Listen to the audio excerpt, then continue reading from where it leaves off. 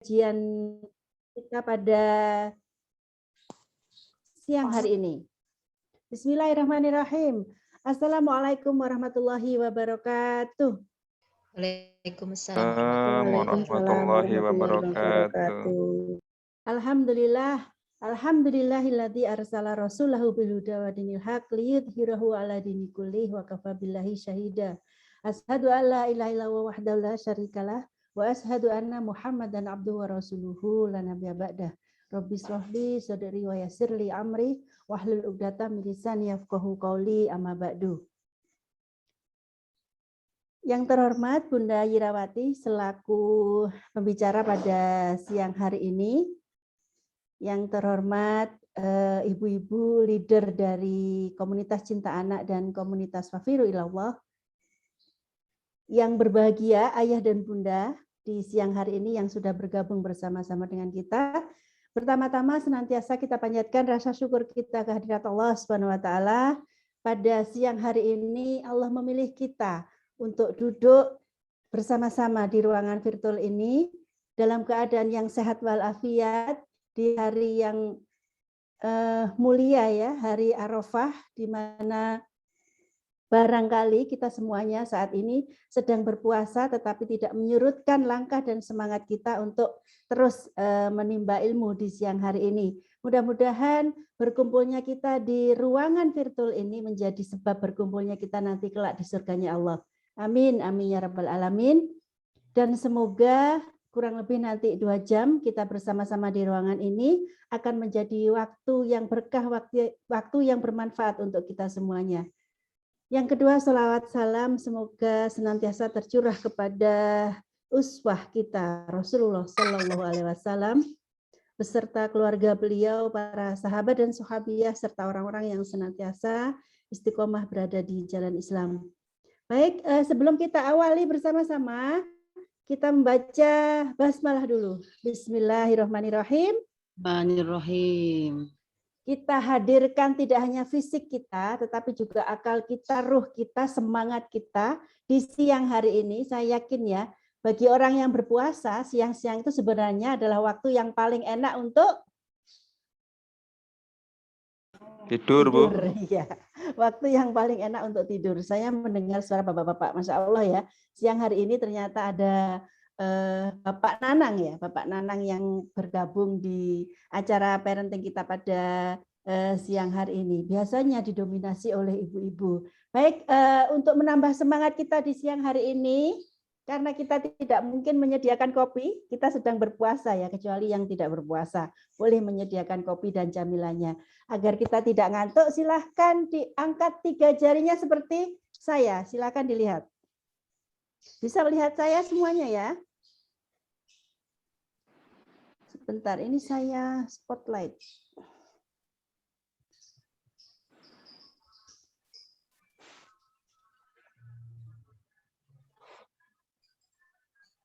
Ya, bisa melihat video saya. Silahkan angkat 3 jarinya. Ya, sudah. Ketuk-ketuk di pelipis kita. Ketuk-ketuk ya, biar gak ngantuk. Mudah-mudahan kita gak ngantuk. Sudah, sambil tersenyum manis menghadap ke kamera. Senyumnya senyum yang ikhlas, senyum yang bahagia. Kita senyum 10 detik. Dimulai dari sekarang. 1, 2, 3. Ya.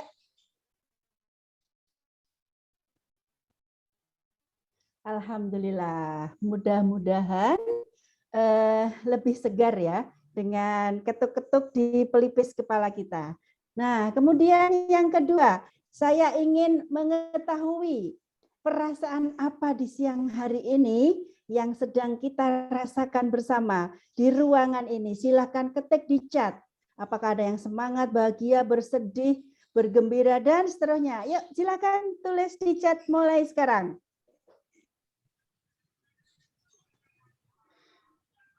Saya ingin melihat.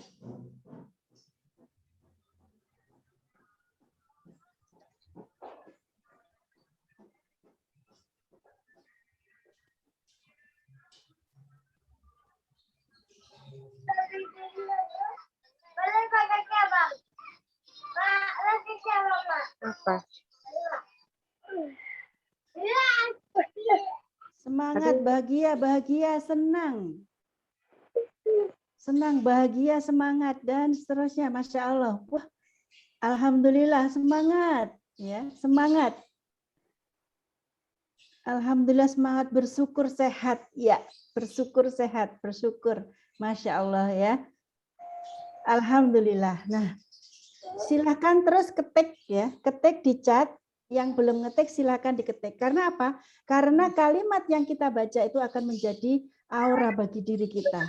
Ketika kita membaca semangat, kita ikut semangat. Ketika kita membaca sehat, kita ikut sehat. Mudah-mudahan nanti awal sampai akhir kita akan terus semangat dan kita akan terus aktif ya mengikuti acara ini. Bagi yang tidak berhalangan untuk menyalakan video, silahkan dinyalakan videonya ya. Alhamdulillah, Masya Allah, luar biasa.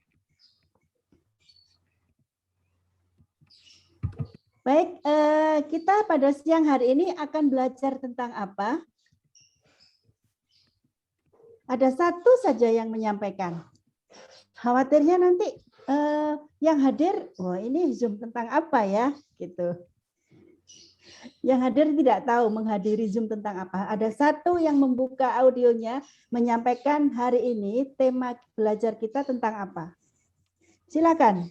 Siapa saja boleh. Membangun keterampilan literasi untuk anak sekolah. Masya Allah, luar biasa. Tadi yang ngomong Bunda siapa ya? Miss Linda. Miss Linda. Enggak, Miss Linda di Surabaya kah? Ya. Miss Linda keadilan. Alhamdulillah, luar biasa. Ya. Miss Linda di Surabaya, betul sekali. Pada siang hari ini kita akan belajar tentang strategi membangun keterampilan literasi untuk anak sekolah bersama dengan Bunda Yirawati, bersama dengan Bunda Ira Sumedi ya. Bunda Yirawati Sumedi ini sudah pakar beliau ya dalam mengembangkan dan mempelajari strategi keterampilan literasi. Dan beliau seorang psikolog juga konsultan pendidikan. Sehingga tidak salah ketika kita siang hari ini hadir di ruangan ini untuk menimba ilmu bersama dengan beliau. Saya ingin menyapa. Assalamualaikum Bunda Ira. Waalaikumsalam warahmatullahi wabarakatuh, Bu Helda. Alhamdulillah, Bunda Ira sehat? Alhamdulillah sehat, baru sehat. Alhamdulillah. Baru sehat, Masya Allah, baru sehat. Alhamdulillah, mudah-mudahan terus disehatkan ya Bunda ya. Amin, Ini masih mudik kah? Masih mematuhi PPKM, Bu Helda, nggak masih kemana-mana mematuhi PPKM, tidak kemana-mana ya. Alhamdulillah ya, salah satu hikmah dari pandemi ini, meskipun kita tidak bisa berjumpa secara fisik, tetapi justru kita bisa berkumpul dengan seluruh ayah bunda di wilayah Indonesia, di seluruh wilayah Indonesia dalam satu ruangan ini. Itulah hikmah dari pandemi. Andaikan kita berkumpul secara fisik, berapa rupiah yang harus kita keluarkan untuk pesawat dan biaya yang lain-lain. Maka tetap disyukuri apapun kondisinya untuk saat ini. Meskipun PPKM ya, meskipun PPKM pasti di setiap kejadian pasti ada hikmah yang bisa kita ambil. Baik, tidak berpanjang kata di siang hari ini, waktu ingin saya sampaikan, ingin saya berikan sepenuhnya kepada Bunda Yirawati untuk menyampaikan ilmunya tentang bagaimana membangun strategi keterampilan literasi untuk anak sekolah. Kepada Bunda Yira, dipersilahkan. Bismillahirrahmanirrahim. Assalamualaikum warahmatullahi wabarakatuh, Bunda Helda dan para ayah bunda seluruh Indonesia ya, yang insya Allah hari ini hadir. Assalamualaikum warahmatullahi wabarakatuh. Waalaikumsalam warahmatullahi wabarakatuh. Ya, saya senang sekali karena ada ayah juga yang bersedia meluangkan waktu untuk belajar. Biasanya kan kalau kita bicara tentang pendidikan anak itu biasanya yang paling banyak hadir memang ibu-ibu ya. Tapi alhamdulillah ada ayah hari ini yang bersedia untuk hadir dan semoga nanti diikuti oleh ayah-ayah yang lain. Salam sehat, semangat, bahagia. Salam sehat, semangat, bahagia ya ayah bunda. Karena dengan kondisi hari ini yang terjadi, kita harus tetap bersyukur kepada Allah karena semuanya adalah ketentuan Allah. Tidak ada takdir Allah yang tidak baik. Semuanya adalah baik. Jadi insya Allah hari ini kita menghadapi kurban maka kita harus mengingat bahwa apa yang terjadi hari ini, apa yang terjadi di negeri kita dan di seluruh dunia adalah bagian dari ibadah kita kepada Allah. Dan ingat, masing-masing kita adalah Ibrahim, dan masing-masing kita akan berkorban, dan juga masing-masing kita akan belajar untuk menjadi kekasih Allah, tentunya seperti itu. Jadi ayah bunda yang hari ini melakukan puasa Arafah, selamat menjalankan ibadah puasa Arafah bagi yang menjalankan, dan bagi ibu-ibu yang mungkin ada halangan karena keterbatasan kodrat sebagai wanita itu sendiri, semoga juga masih mendapatkan pahala puasa Arafah itu sendiri. Banyak berdoa, dan mohon selipkan doa kita nanti saat asar agar pandemi ini segera berlalu, dan agar semua saudara-saudara kita yang lagi sakit hari ini disehatkan, dan semoga Allah mencurahkan rahmat dan ridhonya yang luar biasa kepada seluruh rakyat, dan kemudian juga ke seluruh dunia ya, tentunya buat saudara kaum muslimin dan muslimat, juga untuk agama-agama yang lain, seperti itu. Bismillahirrahmanirrahim. Innal hamdalillahi nahmaduhu wa nasta'inu wa nastaghfiruhu wa min sururi anfusina wa na'udzubillahi wa min sururi anfusina wa na'udzubillahi min sururi mohon maaf, innal hamdalillah, saya kenapa ini ya, innal hamdalillahi wa nasta'inu wa nastaghfiruhu wa na'udzubillahi min sururi anfusina wa na'udzubillahi wa min sayyiati a'malina. Rabbi shrah li sadri wa yassir li amri wahlul 'uqdatam min lisani yafqahu qawli. Luar biasa ya hari ini, di balik semua tragedi yang terjadi hari ini, kita berkorban, ayah bunda berkorban. Mungkin di antara kita ada yang kemarin kehilangan sanak saudara, ada yang kehilangan orang tua, ada yang kehilangan mungkin juga orang-orang yang kita sayangi ya di sekitar kita. Tapi insya Allah itu adalah takdir Allah yang terbaik, dan insya Allah mendapatkan pahala syahid ya, gugur di saat pandemi. Tapi harus memahami bahwa bukan COVID yang menyebabkan orang-orang yang kita sayangi menghadap Allah, tapi memang ketentuan Allah, dan itu adalah takdir terbaik, mau COVID atau bukan. Kalau Allah sudah berkehendak untuk mengambil masing-masing hidup kita, maka itu adalah ketentuan Allah yang terbaik. Jadi hari ini kita harus meyakini bahwa orang-orang yang pergi dari kita hari ini, karena memang itu adalah takdir Allah yang terbaik. Takdir Allah yang terbaik. Bismillahirrahmanirrahim. Saya izin share screen ya, Bunda. Dan saya yakin semoga hari ini, meskipun kondisi saya masih recovery, saya semoga masih bisa membawakan acara ini dengan baik, saya masih bisa memberikan materi ini dengan baik, dan semoga nanti bisa diambil manfaat. Kenapa sih kita belajar tentang literasi? Karena memang literasi adalah sesuatu yang sangat luar biasa ya. Karena Indonesia saat ini tingkat literasinya itu di antara 72 negara berada di posisi, untuk saat ini berada di posisi 62.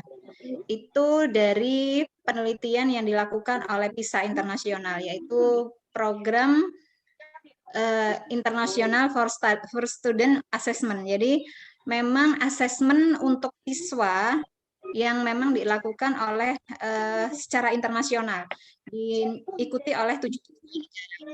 Dan kalau dari CCSU memang hanya 62 negara, tetapi kalau dari PISA, dari program International Student for Assessment ini, maka ada 72 negara dan Indonesia berada di peringkat 62. Jadi kita terendah ya, untuk Asia Tenggara kita terendah. Dan untuk dunia kita memang jauh-jauh di bawah negara-negara berkembang ataupun maju yang lainnya.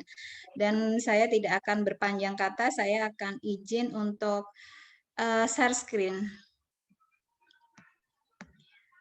Yaitu strategi membangun keterampilan literasi anak sekolah. Kenapa saya bilang anak sekolah? Karena memang membangun literasi itu ada 2 cara, yaitu untuk anak-anak prasekolah dan juga untuk anak-anak sekolah. Dan hari ini saya rasa untuk anak-anak prasekolah, mungkin ayah bunda kurang berfokus ya, mungkin karena juga anak-anak juga masih terlalu kecil, atau juga mungkin karena kesibukan orang tua sendiri, dan juga mungkin ketidakmampuan untuk memahami anak-anak kita. Tetapi kalau keterampilan literasi anak sekolah, saya berikan, kenapa? Karena waktu anak-anak di SD sampai SMP itu adalah memang masa-masa untuk mengembangkan keterampilan literasi. Dan memang keterampilan literasi ini kita kembangkan sejak usia 2 sampai kemudian 15 tahun. Jadi dari 2-15 tahun itu kita bagi menjadi 2 sampai 6 tahun dan kemudian 6 sampai 14 tahun. Nah, hari ini saya akan bicara tentang membangun keterampilan literasi anak sekolah, di mana ini adalah untuk anak-anak yang berusia 6 sampai 14 tahun. Apakah kemudian nantinya bagi ibu-ibu yang masih punya anak-anak prasekolah tidak bisa dipakai? Masih bisa dipakai, tetapi mungkin akan lebih disederhanakan. Tapi insya Allah saya harap yang di sini banyak yang sudah punya anak-anak SD ya, sehingga bisa memanfaatkan ini untuk membangun keterampilan literasi. Kenapa keterampilan literasi itu sangat penting? Karena selama ini kita hanya memahami bahwa literasi itu adalah kemampuan membaca, kemudian kemampuan menulis, itu yang kita pahami. Tetapi kita tidak memahami secara luas makna dari literasi itu sendiri.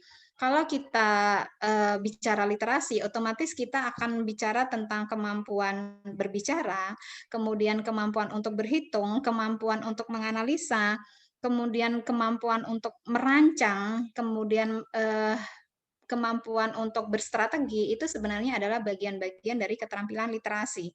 Tetapi sayangnya orang awam menganggap keterampilan literasi itu hanyalah keterampilan baca tulis, padahal tidak sesederhana itu.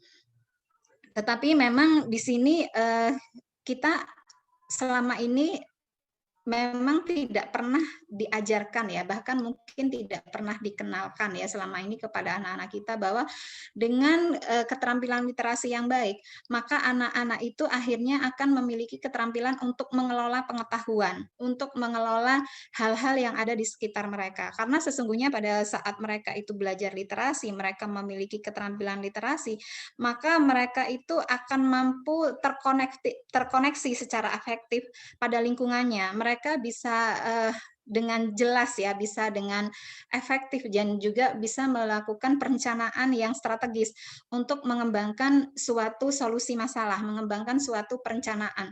Nah, ini yang harusnya kita pahami dengan baik. Nah, saat ini generasi milenial itu terlahir sebagai warga digital, di mana memang mereka itu banyak sekali menggunakan gawai, banyak menggunakan internet dalam kehidupan sehari-hari. Bahkan Indonesia adalah salah satu negara yang paling banyak menggunakan internet itu, salah satu ya, karena memang orang Indonesia tidak hanya memiliki satu gawai ya, untuk satu orang itu bisa 2 sampai 3 gawai ya untuk satu orang, dan dengan nomor yang bermacam-macam tentunya. Nah, dengan informasi yang begitu banyak ini, maka kita itu sebenarnya dituntut ya, dituntut untuk bisa menyaring. Ini adalah sebuah tantangan tersendiri ya, bagaimana kita itu bisa menyaring dan menginterpretasikan informasi yang tersaji dari media-media. Karena kalau kita tidak mampu menyaring dan menginterpretasikan informasi tersebut, maka apa yang terjadi? Kita sekarang bisa melihat fenomena bahwa masyarakat kita mudah sekali menerima berita-berita yang sifatnya hoax.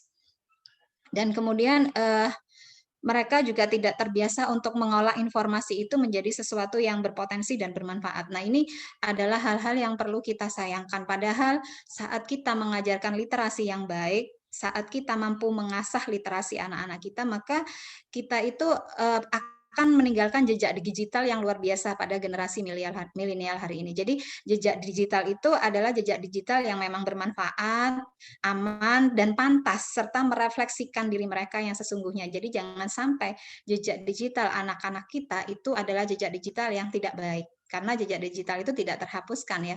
Nah, ini adalah hal-hal yang memang perlu kita pertimbangkan kenapa kita belajar literasi. Nah, kemudian kalau kita bicara literasi, maka saya langsung ke ini slide kedua. Kecakapan literasi itu apa sih sebenarnya gitu kan? Kecakapan literasi itu adalah kecakapan seseorang dalam menelaah informasi, kemudian mengembangkannya, membandingkan, dan kemudian menganalisanya. Jadi di sini bukan sekadar baca, tulis, itu sudah cukup, berarti anak saya sudah cakap literasinya. Belum tentu, karena anak-anak yang sudah pintar baca tulis pun mereka itu kadang-kadang kesulitan untuk mengolah untuk mengolah informasi itu. Kemudian mereka juga kesulitan untuk menginterpretasikan, dan kemudian mereka juga kesulitan untuk menarik kesimpulan dan bahkan mencari inti cerita. Mereka juga kesulitan. Hal ini kenapa? Karena memang kecakapan literasinya tidak, anak-anak hanya diajari bisa baca, bisa tulis, tapi tidak bisa memaknai. Nah, ini yang akhirnya harus kita kembangkan pada waktu kita mengembangkan kecakapan literasi. Dan sederhananya, kemampuan literasi itu adalah kemampuan berpikir. Jadi kalau kita bicara tentang literasi, otomatis kita bicara tentang kemampuan berpikir. Bagaimana anak-anak itu bisa berpikir, itu tergantung pada kecakapan literasinya. Bagaimana anak-anak bisa mengelola pengetahuannya, bisa mengembangkan sains, bisa memakai teknologi, itu semua tergantung pada kecakapan literasinya. Jadi jangan sampai teknologi dan sains yang sehari ini berkembang dengan sangat luar biasa itu ternyata tidak disertai dengan keterampilan literasi yang bagus, karena nantinya akan sia-sia. Dan kemudian mengapa literasi itu penting? Literasi sangat penting karena saya tadi bilang literasi itu adalah alat untuk berpikir.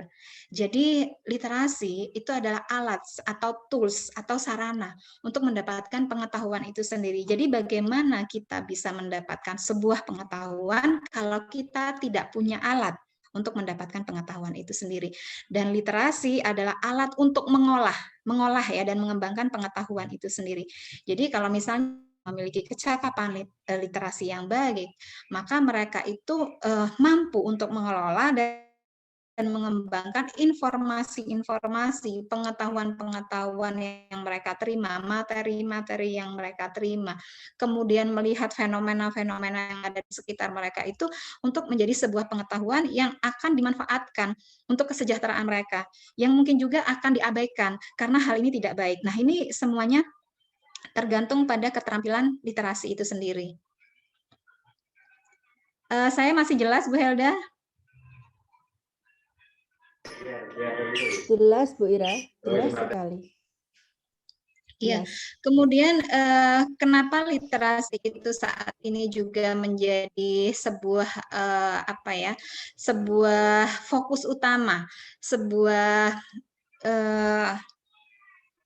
poin ya, sebuah poin yang memang didengungkan, kemudian dicoba untuk digalakkan, bahkan sampai ada gerakan-gerakan ayo membaca, kemudian gerakan istilahnya cinta buku, ya karena memang literasi selain untuk mengolah pengetahuan dan sebagai alat pengetahuan itu sendiri, maka saat seseorang itu memiliki keterampilan literasi yang bagus, maka otomatis dia juga sedang mendidik karakternya, otomatis dia juga sedang mengembangkan karakternya, karena saat seseorang itu memiliki kecakapan literasi yang bagus, otomatis hal ini nantinya akan menjadi bagian dari karakter dia, bagaimana dia berbicara, bagaimana dia menyimak, bagaimana dia bisa mempertimbangkan sesuatu, bagaimana dia bisa menghormati orang lain, dan kemudian menghargai perbedaan orang lain itu sendiri, itu bagian dari literasi. Nah, ini yang memang harus benar-benar kita perhatikan, bahwa ternyata literasi itu bukan hanya sekedar alat untuk mengelola pengetahuan, tetapi literasi juga bagian dari pendidikan karakter kita. Jadi bagaimana anak itu memiliki karakter yang baik kalau dia istilahnya tidak mampu menghargai orang lain ngomong. Dia tidak bisa menyimak orang lain ngomong dengan baik. Kemudian dia juga tidak bisa menginterpretasikan dan memilih diksi yang tepat. Dia juga tidak bisa berkata-kata itu sesuai dengan kondisi yang ada. Kemudian dia juga tidak bisa bersikap tegas. Kemudian dia juga tidak bisa bersikap fleksibel, dia juga tidak bisa bersikap toleran karena ketidakmampuan dia dalam menerjemahkan informasi yang ada di sekitarnya. Nah, itu kan akan sangat mengganggu ya. Nah, karena itulah kenapa literasi itu bagian dari karakter, karena pada waktu kita memiliki keterampilan literasi, otomatis kita akan mampu mengelola semua informasi, semua materi yang ada di sekitar kita, dan sekaligus beradaptasi dengan literasi itu sendiri. Nah, ini yang harus dipahami. Kemudian kenapa sih kita itu harus benar-benar serius ya dalam mengajarkan literasi kepada anak-anak. Mungkin kita hanya berpikir bahwa yang penting anak saya sudah bisa baca, sudah bisa tulis, dia sudah bisa membaca dengan lancar, kemudian nulisnya juga lancar, udah selesai gitu. Dan kemudian tidak berusaha menambah jam baca anak-anak kita, tidak berusaha memberikan perpustakaan untuk anak kita, tidak berusaha untuk memberikan buku-buku yang bermanfaat dan juga bacaan-bacaan yang bermanfaat untuk anak-anak kita. Nah, ini yang membuat kita itu harus berpikir ya, kenapa kita harus tetap melakukan ikhtiar gitu untuk mengembangkan kecakapan literasi anak-anak kita, karena pada saat anak-anak tidak memiliki keterampilan literasi, maka yang terjadi adalah otomatis yang pertama ini, dampak multigenerasi. Pada waktu literasi itu rendah, maka dari sebuah penelitian dikatakan, ini penelitiannya dilakukan di Amerika Serikat ya, anak yang membaca minimal 3 kali per minggu itu memiliki kemungkinan hampir 2 kali lipat untuk mendapat nilai 25% teratas dibanding anak yang membaca kurang dari 3 kali seminggu. Nah, ini harus menjadi perhatian kita ya. Padahal membacanya hanya minimal 3 kali per minggu. Apalagi kalau bacanya itu setiap hari gitu. Maka kemungkinan nilainya itu akan di atas 25%. Dengan 3 kali per minggu saja anak-anak kita itu yang literasinya bagus, kemudian dia lebih banyak membaca, ternyata nilainya lebih bagus. Tetapi memang harus dipahami di sini bahwa memang ada anak-anak yang literasinya bagus, tetapi akademiknya tidak bagus. Tetapi di sini kita tidak melihat bahwa kalau literasi bagus itu kemudian akademiknya otomatis akan meningkat bagus atau kemudian atau signifikan dengan akademiknya. Harus dipahami bahwa nilai akademik dan keterampilan literasi itu berbeda. Jadi itu yang harus dipahami. Memang ada hubungannya akademik dan literasi. Ada hubungannya akademik dan literasi, tetapi bukan semata-mata bahwa saat anak-anak tidak cakap dalam akademiknya, maka dia juga rendah literasinya. Tidak seperti itu ya. Jadi ini nanti yang harus dipahami benar. Kemudian berdasarkan riset yang juga dilakukan oleh Social Stratification dan Mobility, ditemukan bahwa anak yang tumbuh di dalam rumah yang memiliki banyak buku, itu mendapatkan akses pendidikan 3 tahun lebih banyak ketimbang anak-anak tanpa buku di rumahnya. Dan hal ini memang penelitiannya terlepas dari pendidikan, pekerjaan, dan juga strata sosial dari orang tua. Jadi apapun pendidikan orang tua, apapun pekerjaan dan kelas sosial mereka, tetapi saat anak-anak itu mendapatkan banyak bacaan di rumahnya, kemudian mereka sering berkunjung ke perpustakaan, maka mereka itu mendapatkan kesempatan pendidikan lebih banyak selama 3 tahun dibanding anak-anak yang tidak suka membaca. Nah, ini yang harus dipahami. Makanya saya bilang untuk anak-anak kita, kalau misalnya memang hari ini kita belum bisa menyediakan perpustakaan mini di rumah, maka ajaklah anak-anak itu untuk mengunjungi perpustakaan daerah ataupun mengunjungi taman baca yang saat ini banyak berkembang di sekitar kita, atau kita sendiri yang mengusahakan taman baca itu sendiri nantinya ya. Dan kemudian, dan ini dampaknya luar biasa ya, karena dampak multigenerasi itu otomatis apa? Dampak multigenerasi otomatis yang terjadi adalah generasi yang kita turunkan hari ini, kalau misalnya kecakapannya tidak baik, maka otomatis mereka akan menurunkan kepada generasi yang berikutnya. Karena dampak ini memang terjadi secara terus-menerus dan saling keterkaitan, jadi berkesinambungan ya, jadi tidak putus di tengah, tidak seperti itu. Dan yang kedua, dampak ekonomi. Dr. Stephen G. Peters, yaitu anggota Asosiasi Literasi Internasional, mengatakan bahwa literasi itu adalah vaksin untuk kemiskinan. Literasi yang buruk akan memfasilitasi jalur negatif pada multigenerasi dan masyarakat secara keseluruhan. Jadi kita bisa bayangkan, jadi gini, saya mau kasih analogi begini. Indonesia itu peringkat 62 ya, di antara 71 negara.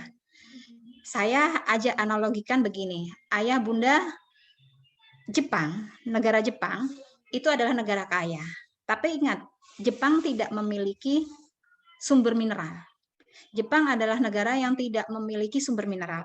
Kemudian Arab Saudi. Arab Saudi itu kaya raya. Tapi ingat, Arab Saudi tidak memiliki hutan. Kemudian Singapura. Singapura adalah negeri kaya raya. Tapi ingat, Singapura tidak memiliki tambang, tidak memiliki hutan, tidak memiliki sumber daya mineral. Dan sumber daya manusianya juga sedikit. Dan kenapa Indonesia? Ini salah satu analogi ya. Jadi kenapa Jepang Kenapa Jepang itu bisa kaya raya meskipun mereka tidak punya tambang mineral dan tidak punya tambang apapun? Karena kita tahu bagaimana orang Jepang itu literasinya seperti apa. Bagaimana masyarakat Singapura itu menduduki peringkat pertama untuk Asia Tenggara keterampilan literasinya. Indonesia punya apa? Punya tambang, punya hasil hutan yang melimpah ruah, kemudian punya laut yang melimpah ruah, punya segala-galanya. Tetapi kenapa? Kenapa kita tidak bisa kaya? Kenapa kita tidak bisa menjadi negara yang kaya? Karena seperti apa yang disampaikan Dr. Stephen G. Peters, literasi adalah vaksin untuk kemiskinan. Jadi kalau kita nggak mau maka harus kita lakukan, perbaiki literasi kita. Ini yang harus benar-benar kita pahami. Jadi baca itu bukan sekadar baca. Jadi kalau kita ingat ayat pertama yang Allah turunkan kepada Rasulullah itu adalah Iqra. Maka apa yang harus kita baca? Kita itu baca alam. Kita baca ayat-ayat Allah juga. Untuk membaca alam untuk apa? Untuk tahu bahwa kita punya potensi apa. Potensi ini yang kemudian kita kembangkan. Lalu kemudian dari potensi-potensi yang ada ini maka kita kembangkan pendidikan yang sesuai dengan potensi yang kita miliki. Jadi negara kita itu negara agraris, negara maritim.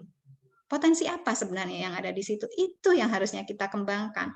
Tapi sayangnya karena literasi kita yang rendah, maka otomatis hal ini tidak terjadi dan akhirnya yang terjadi apa? Kita tidak memiliki vaksin untuk kemiskinan itu sendiri dan hari ini Indonesia kita tahu posisinya seperti apa. Nah, itu yang mungkin harus dipahami ya, analogi sederhana aja. Bahwa kita sebenarnya punya banyak kekayaan alam, kita punya sumber daya manusia, kita punya hasil tambang, kita punya laut, kita punya kekayaan alam, kita punya hutan, tapi ternyata kita nggak punya apa-apa. Dan kemudian dampak sosial, individu yang rendah secara literasi itu biasanya sulit memahami hak-hak dirinya sendiri, seperti mereka tidak bisa menyuarakan pendapat politiknya, kemudian juga sulit mencari kerja, bahkan juga bisa saja membayar tagihan pajaknya aja kesulitan karena susah membaca faktur-faktur pajak itu sendiri, dan juga bahkan mereka tidak mampu untuk mengamankan harta pribadinya. Jadi di sini memang dikatakan buta huruf sangat mempengaruhi peluang individu untuk berpartisipasi penuh dalam masyarakat demokrasi. Jadi buta huruf di sini bukan karena nggak bisa baca tulis, tapi karena nggak bisa memaknai dan tidak bisa menginterpretasikan informasi yang diterima. Jadi bagaimana partisipasi rakyat kita hari ini pada hukum, pada keadilan, itu sangat dipengaruhi oleh keterampilan literasi mereka. Jadi sangat luar biasa ya ternyata dampak dari rendahnya literasi ini ternyata bukan hanya pada satu sisi kehidupan, tetapi pada banyak sisi kehidupan dan itu sifatnya multigenerasi. Bukan hanya pada satu generasi, tetapi kita turunkan gitu. Kita mau menurunkan generasi yang seperti apa nantinya. Jadi sekarang saya akan bertanya kepada ayah bunda semuanya ya. Hari ini visi misi yang sudah ayah bunda inginkan dari anak-anak itu seperti apa? Dengan melihat potensi-potensi yang ada di diri kita, di diri anak kita, kemudian potensi yang ada di sekitar kita, itu kita mau apa gitu kan? Seperti waktu saya melihat potensi anak-anak saya, tapi kemudian saya juga melihat potensi apa yang saya miliki, saya hidup di mana. Ya saya akhirnya memang akan mengajarkan bahwa anak-anak karena ini negara-negara agraris dan negara maritim dan kebetulan saya berada di agraris, maka otomatis anak saya nantinya juga akan bekerja di bidang itu. Itu adalah juga melepaskan hal-hal yang menjadi tapi hari ini perhatikan. Jadi kearifan lokal itu yang harus benar-benar kita pahami.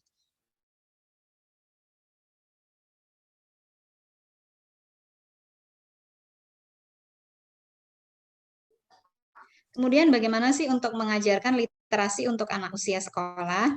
Beda ya strateginya untuk anak usia sekolah dan juga anak-anak yang prasekolah. Kalau untuk anak sekolah itu pendekatannya ini ada beberapa. Yang pertama, anak-anak prasekolah itu karena curiosity-nya yang tinggi, maka mereka itu akan mudah mempelajari sesuatu bila ia menemukan makna dalam pelajaran tersebut. Jadi anak-anak prasekolah, anak-anak sekolah itu adalah anak-anak yang usia 6, 7 sampai 14 tahun. Mereka itu biasanya memiliki kebutuhan untuk tahu yang luar biasa, penasaran yang luar biasa. Karena itu pada saat mereka belajar sesuatu, maka otomatis lakukan pelajaran itu dengan cara apa? Eksperimen, dengan cara eksplorasi, dengan cara mencari tahu sendiri apa yang mereka ingin tahu. Jadi memang di sini dibutuhkan percobaan-percobaan untuk memuaskan rasa ingin tahunya. Jadi agar mereka itu benar-benar konkret pada waktu mereka itu mempelajari, oh, es itu kalau mencair seperti apa? Oh, kenapa semut itu kalau berjalan harus berkerumun? Kenapa semut itu bisa menemukan kelompoknya meskipun mereka itu terpisah? Kenapa laba-laba itu kalau membuat sarang itu setipis itu gitu kan untuk ininya benangnya. Kemudian bagaimana lebah itu mencari madu, kemudian berapa nektar madu yang bisa diambil oleh lebah di setiap bunga. Jadi butuh berapa bunga. Itu memang anak-anak mempelajarinya harus dengan cara apa? Dengan cara eksperimen. Mereka cari tahu, mereka eksplor. Jadi pada waktu mereka ingin tahu juga bagaimana proses es mencair, bagaimana gunung api itu mengeluarkan lava dan kemudian laharnya, itu mereka melakukannya dengan eksperimen karena biar mereka itu konkret untuk dapatkan konsepnya itu loh. Mereka harus dapat maknanya, harus dapat konsepnya. Kenapa mereka belajar matematika itu dengan cara misalnya potong semangka setengah, seperempat, 3/4, 2/3 itu seperti apa. Nah itu memang adalah pembelajaran yang memang digunakan untuk anak-anak sekolah. Jadi eksperimen, eksplor, dan lakukan. Jadi memang seperti itu. Kemudian yang kedua, anak-anak sekolah itu memiliki kecenderungan, mereka memiliki kebutuhan untuk mencari dan menemukan. Jadi memang finding ya, kemudian juga dapat apa yang mereka. Jadi memang di sini ini memang mereka butuh untuk eksplor. Nah, itu yang harus kita wadahi. Mereka butuh untuk bermain di alam. Mereka butuh untuk banyak bergerak. Mereka butuh untuk tahu sendiri. Kemudian mereka butuh juga untuk melakukan hal-hal yang sekiranya mereka itu nggak pernah lakukan, harus lakukan. Jadi mereka memang harus cari, temukan. Jadi seperti itu. Search and find. Jadi seperti itu.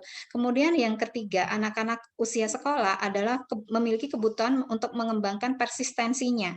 Persistensinya itu apa? Kegigihan. Jadi mereka itu benar-benar akan gigih untuk mencari apa yang mereka ingin tahu. Jadi kalau misalnya mereka kepingin tahu bagaimana es ini mencair, bagaimana api itu bisa membakar, kemudian bagaimana kertas itu terbakar dengan bantuan kaca pembesar ataupun dengan kemudian bagaimana proses misalnya gunung api meletus, itu mereka itu kalau misalnya percobaannya nggak berhasil,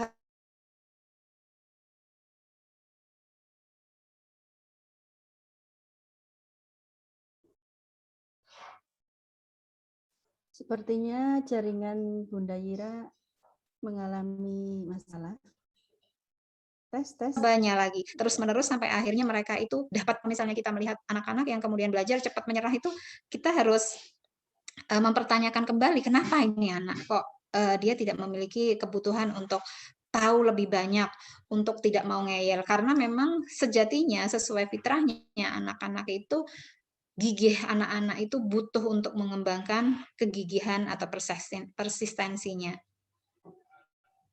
Kemudian yang berikutnya, nah, bagaimana sih untuk menyusun kurikulum literasi itu? Nah, untuk menyusun kurikulum literasi itu memang kita harus memperhatikan, misalnya yang pertama adalah lingkungan belajar. Lingkungan belajar ini wajib kita perhatikan, apalagi di masa daring seperti ini ya. Jadi lingkungan belajar untuk anak-anak biar belajar daringnya nyaman tuh harus bagaimana gitu kan. Misalnya kalau untuk anak-anak prasekolah, kita punya sudut bermain sendiri, di situ ada luspatnya juga. Kemudian kalau untuk anak sekolah seperti apa? Oh mungkin di rumahnya, kita nggak bisa ya memindahkan lingkungan sekolah ke lingkungan rumah, itu nggak bisa. Tetapi kita bisa memodifikasi rumah, memodifikasi sudut-sudut yang ada di rumah itu untuk menjadi tempat belajar yang nyaman buat anak-anak. Jadi lingkungan belajar ini pastikan bahwa oh di situ sudah lengkap ya yang namanya perlengkapan belajarnya. Jangan sampai anak itu enak-enak belajar, anak daring gitu. Kemudian dia itu punya alasan untuk istilahnya aku mau ambil pensil dulu, aku mau ambil penghapus dulu, kemudian aku mau ambil penggaris dulu yang membuat dia itu wira-wiri nggak jelas gitu, dan akhirnya tidak menyimak. Dan juga kalaupun ibunya yang ngajari sendiri juga harus disiapkan. Itu sekiranya mungkin anaknya adalah model anak-anak yang auditori, ataupun anak yang visual, ataupun anak yang kinestetik, itu memang kita harus sediakan lingkungan belajar yang memang nantinya akan mewadahi bagaimana dia belajar. Jadi peralatan-peralatan tulisnya siapkan, peralatan gambarnya juga siapkan. Karena apa? Pada waktu kita bicara literasi, maka ada anak-anak yang memang bisa menginterpretasikan apa yang dia mau itu lewat tulisan. Tapi ada beberapa anak yang kesulitan untuk menginterpretasikan secara verbal, dan dia memilih apa? Gambar. Jadi memang ada beberapa anak itu yang kalau ngomong susah gitu loh. Kalau harus menulis susah, kalau harus pakai tulisan verbal susah. Apa yang dia bisa? Dia bisa itu pakai gambar. Dan hari ini apa yang terjadi memang hari ini informasi yang ada di mana-mana itu berupa infografis dan memang lebih mudah dipahami. Jadi kalau misalnya ada anak yang kesulitan untuk mengarang, tapi dia bisa menggambar untuk menyampaikan idenya, gagasannya, biarin aja, nggak apa-apa. Memang itu bagian dari literasi juga. Kemudian perlengkapan berkarya. Jadi saya tadi bilang ada luspatnya, apalagi kalau untuk anak-anak prasekolah. Jadi misalnya apa yang dia butuhkan, misalnya dia butuh malam, dia butuh kemudian slime, dia butuh kemudian kayak kertas lipat, dia butuh gunting, itu memang harus ada di situ. Kemudian dia butuh stik es krim ataupun butuh daun-daunan yang memang dia butuhkan, atau misalnya biji-bijian juga, ya itu memang sediakan di lingkungan belajarnya itu. Jadi memang di sini ini kita berikan sudut belajar ya kepada anak-anak itu, dan kemudian ada pustaka kecil memang yang berisi buku-buku yang menarik untuk anak. Jadi pustaka kecil ini memang harus kita buat secantik mungkin kalau bisa ya. Jadi kalau punya ruangan di rumah untuk mau dijadikan perpustakaan itu boleh dibuat secantik mungkin ya. Jadi saya melihat kalau di sekolah anak saya itu di itu ada pojok baca. Pojok bacanya itu ditata cantik gitu, dan itu hasil swadaya gitu, hasil swadaya anak-anak sendiri. Jadi waktu anak-anak saya masih di SD, SMP itu mereka punya pojok-pojok baca di setiap kelasnya yang memang itu dibangun dengan swadaya, kemudian dipotret, dan anak-anak pada waktu istirahat itu nggak terlalu banyak berlari di luar atau bermain-main di luar, tapi memang mojok di pojok bacanya untuk baca-baca buku yang memang di situ diisi buku-buku yang mereka sendiri yang memilih dan kemudian menaruh buku itu sendiri untuk memang mereka pakai baca dan kemudian untuk dijadikan bahan diskusi. Nah, di rumah juga harus seperti itu ya. Jadi minimal lah kita punya pustaka kecil, pojok baca kecil yang kita tata secantik mungkin, yang mungkin bisa bikin betah ya, mungkin ada bantal-bantal kecil, mungkin dikasih karpet, ya intinya terserah ya selera ayah bunda seperti apa, atau nurutin selera anak, dikasih wallpaper yang menarik anak, itu kan gitu kan. Kemudian pada waktu kita membangun kurikulum literasi, jangan lupa bahwa pada waktu kita bicara literasi bukan hanya sekedar baca tulis, tapi di sini kita juga mengajarkan tentang bagaimana anak-anak melakukan interaksi dan bagaimana anak-anak melakukan percakapan sendiri. Karena apa? Anak membangun kemampuan komunikasi lisan itu pastinya melalui interaksi. Jangan sampai ya anak-anak kita itu tidak mampu berkomunikasi lisan karena dia tidak pernah melakukan interaksi ataupun percakapan dengan orang-orang di sekitarnya. Ada sebuah kisah yang luar biasa ya. Ini adalah kisah nyata karena terjadi di tempat saya, di lembaga saya. Ada seorang ibu-ibu yang datang bawa anak 4 tahun, perempuan. Ibu ini ngomong sama saya, kenapa Bu anaknya? Anak saya nggak bisa ngomong Bu Ira, jadi saya minta tolong anak saya diterapi gitu kan. Nggak bisa ngomongnya kenapa? Saya tanya. Anak saya kalau ngomong kayak Marsha gitu kan, kayak Marsha, kayak kartun Marsha gitu. Memang ternyata waktu saya aja ngomong, oh iya ya, anak ini ngomongnya kalimat-kalimat yang keluar itu ternyata kalimat-kalimatnya Marsha gitu. Tapi saya melihat anak ini bisa mengeluarkan vokal, dia bisa mengeluarkan suara. Dia juga tahu saya panggil masih bisa terima. Kemudian interaksi yang saya lakukan pada waktu saya memberikan instruksi sederhana, dia bisa. Berarti dia nggak bisu, dia nggak bisa, bukan berarti dia berarti dia nggak bisu, dia nggak tuli ya, intinya begitu. Dan dia otomatis sebenarnya dia bisa ngomong. Tapi kenapa? Akhirnya setelah saya telusuri, kenapa Bu? Ibu ini ternyata ayah dan ibunya bekerja. Rumahnya kebetulan di pinggir jalan. Dan ternyata ibu ini punya pembantu yang ternyata dia memilih pembantu yang apa? Pembantunya itu bisu. Jadi bagaimana anak ini bisa memiliki kemampuan komunikasi lisan kalau dia tidak berinteraksi dan tidak bercakap-cakap dengan orang-orang di sekitarnya. Sedangkan bapak ibunya pulang kerja sudah malam, pagi-pagi harus berangkat. Jadi otomatis anak ini hanya berkomunikasi dengan apa? Dia hanya melihat kartun itu. Dan dia hanya membangun interaksinya dengan kartun itu, ya otomatis interaksi yang terjadi hanya seperti itu. Dan alhamdulillah saya bilang, ibu, anak ibu sementara ditaruh di daycare ya, di daycare 3 bulan. Daycare 3 bulan, nanti kita akan lihat perkembangan bacanya seperti apa. Saya juga akan sekalian lihat keterampilan okupasi dia, kemudian sensorik dia seperti apa, motorik dia itu seperti apa. Akhirnya setelah saya lihat dengan baik, ternyata 3 bulan dia ditaruh di daycare di sekolah kami, akhirnya alhamdulillah muncul itu kalimat-kalimat, muncul verbalnya. Ya Allah, ternyata kan hanya masalah dia nggak pernah diajak ngomong, dia nggak pernah diajak interaksi. Akhirnya yang terjadi adalah anak berbicara dengan bahasa Marsha. Jadi seperti itu. Kemudian pada waktu kita mengembangkan interaksi dan percakapan kepada anak-anak itu sebenarnya kita sedang mengembangkan etika, mengembangkan sopan santun, bagaimana harusnya anak-anak itu berbicara. Di sini ini kita sedang mengajarkan bagaimana anak itu mendengar dan menyimak.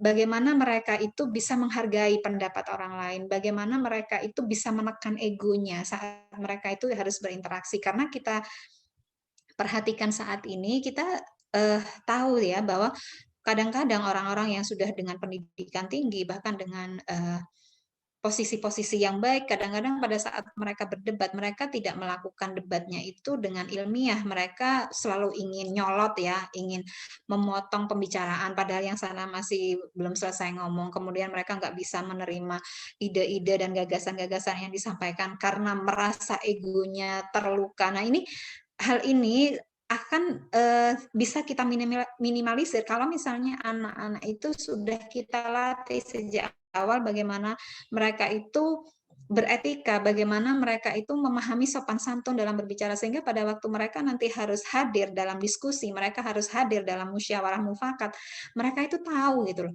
mereka itu bisa beradaptasi dengan kondisi yang seperti ini, dengan wacana yang seperti ini, saya harus bagaimana, kemudian dengan kesimpulan yang seperti ini, saya harus bagaimana, dengan keputusan yang seperti ini, saya harus bagaimana. Nah, ini adalah hal-hal yang memang dipelajari anak-anak sedini mungkin gitu. Jadi kalau misalnya kita bicara tentang kurikulum literasi, jangan lupa bukan hanya baca tulis, tapi juga bagaimana kita mengembangkan interaksi dan percakapan antara anak dengan kita, anak dengan saudaranya, anak dengan adiknya, anak dengan kakaknya, ataupun anak dengan anggota keluarga lain yang lebih tua, misalnya ada kakek neneknya. Jadi memang itu kita bangun ya, memang benar-benar kita bangun agar keterampilan literasi ini benar-benar utuh didapatkan oleh anak, bukan hanya sekadar baca tulis, bukan seperti itu. Tapi juga bagaimana tentang beradaptasi, bersopan santun, bagaimana mengembangkan gagasannya, bagaimana menyampaikan gagasannya, itu harus dipelajari juga oleh anak-anak. Kemudian yang ketiga, otomatis kalau untuk anak-anak sekolah, maka penting bahwa mereka itu harus melakukan kerjasama tim. Kenapa harus melakukan kerjasama tim? Karena mereka itu harus belajar bagaimana sih melakukan kolaborasi, bagaimana sih harus menghormati, kemudian bagaimana harus bekerja sama, bagaimana mereka itu harus tahu posisi sebagai ketua timkah, sebagai anggota timkah, dan kemudian bagaimana mereka itu harus mematuhi setiap aturan-aturan yang ada. Jadi memang untuk anak-anak sekolah tugasnya itu adalah memang tidak hanya terbatas pada keterampilan baca tulisnya itu saja nantinya, tetapi mereka juga harus mampu melakukan kolaborasi, melakukan team building seperti itu, dan juga mengembangkan toleransi otomatis seperti itu. Dan kemudian area literasi itu apa saja? Yang pertama sudah saya sebutkan tadi ya, bahwa komunikasi itu sendiri. Komunikasi ini ada komunikasi lisan, ada kemudian komunikasi bahasa tubuh ya, body language itu sendiri. Jadi kemudian ada membaca efektif, menulis kreatif, kemudian literasi media. Nah, ini literasi media yang memang yang luar biasa hari ini harus kita ajarkan pada anak-anak. Kemudian metakognitif dan manajemen belajar. Jadi kalau kita bicara area literasi bukan hanya bicara baca tulis, tapi ternyata ini loh ada 5 area yang memang dicakup ya dalam literasi itu sendiri. Dan ternyata tidak mudah, Kak. Karena kalau kita ngajarkan komunikasi lisan ini, komunikasi lisan itu berarti otomatis anak-anak harus apa? Menyimak. Padahal selama ini kita sendiri kadang-kadang sebagai orang tua tidak terlatih untuk menyimak. Kita mungkin hanya mampu mendengar tapi tidak mampu untuk menyimak. Nah, ini yang harus kita ajarkan. Kemudian kegiatan berbicara untuk menyampaikan gagasan. Jadi komunikasi lisan ini termasuk upaya untuk bagaimana anak itu belajar bahasa ekspresif. Jadi bukan hanya sekedar bahasa repetisinya, tapi bahasa ekspresifnya seperti apa. Jadi hari ini anak-anak itu pada waktu kita sudah misalnya sudah membacakan buku ataupun dia membaca buku itu sendiri, kita minta anak untuk menyampaikan apa sih inti dari cerita itu, apa sih yang disampaikan. Jadi seperti itu. Jadi memang kegiatan komunikasi lisan ini memang ini ya harus kita lakukan ya untuk membantu anak-anak, dan ini contohnya seperti ini. Sebentar, saya harus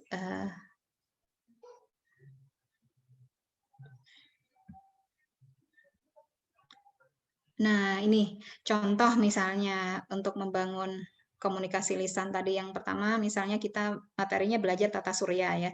Jadi orang tua membacakan bacaan, kemudian anak mengambil intisari dari bacaan itu. Jadi memang di sini anak menyimak, mendengar, menyimak. Orang tua membaca. Dan kemudian setelah itu anak diminta untuk menyampaikan gagasannya. Jadi anak memang mengambil intisari dari bacaan itu. Dan kemudian contoh yang kedua, materinya misalnya membaca novel ataupun membaca sirah ataupun membaca buku-buku yang disukai anak ya. Anak menulis ulasan yang dibaca. Ulasan itu boleh terdiri atas gambar dan tulisan. Nah, tadi saya bilang ya kalau memang nggak bisa nulis, suruh gambar gitu ya. Kemudian anak kemudian bisa menceritakan ulang apa yang dibaca.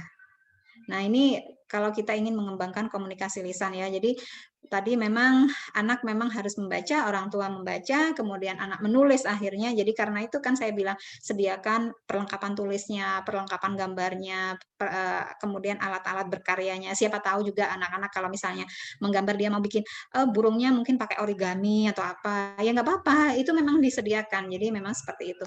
Kemudian yang kedua,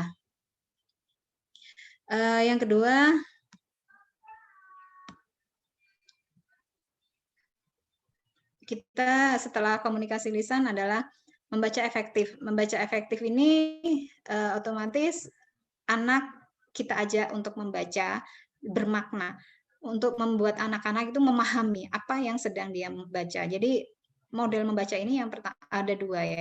Yang pertama yaitu membaca tuntas, yaitu pertama orang tua membacakan buku sampai tuntas, lalu bertanya jawab dengan anak mengenai isi bacaan.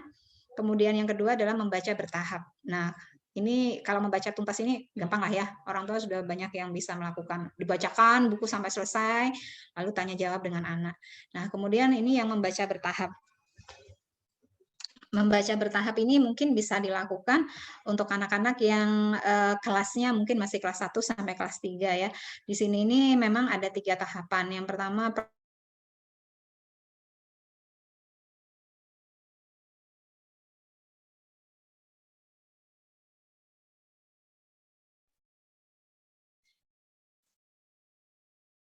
Tes, Bu Ira.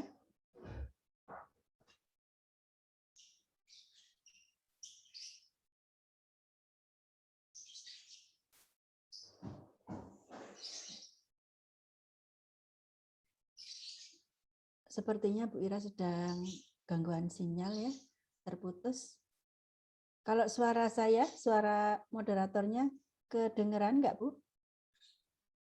Pak? Ayah Bunda, Bapak saya dengar ya. Berarti suara Bu Ira ya? Suara Bu Ira yang hilang ya ini. Wah, Bu Ira sepertinya juga ini ya, Bisa masuk lagi.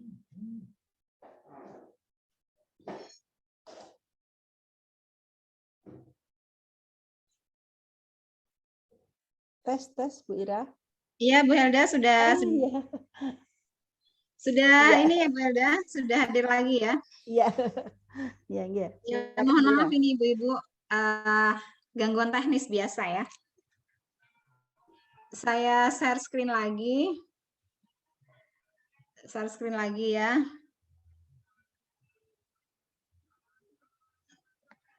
Jadi yang kedua, yang tadi yang membaca bertahap ya, saya tadi bilang ada membaca bertahap.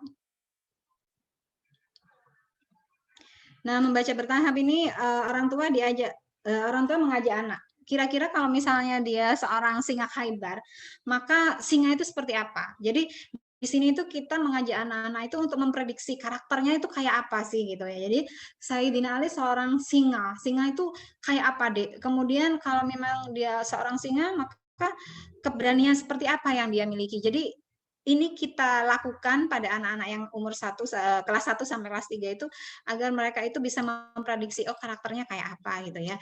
Kemudian saat membaca orang tua itu mengembangkan keterampilan kata-kata anak. Jadi di sini pada waktu kita sudah membacakan itu kan biasanya ada banyak kata-kata yang tidak dipahami oleh anak. Maka kita sebagai orang tua itu mengenalkan kata-kata itu, menerangkan kata-kata itu sampai anak benar-benar paham. Jadi memang di sini keutamaannya pada waktu kita membaca bertahap itu orang tua bisa mengenalkan banyak kosakata baru, mengenalkan diksi-diksinya, dan kemudian juga pada saat kita membacakan itu kita bisa pakai intonasi ya. Jadi memang kita mainnya intonasi, nggak mungkin kita kesulitan kalau misalnya memainkan suara ya, tapi kalau intonasi insya Allah masih bisa lah ya.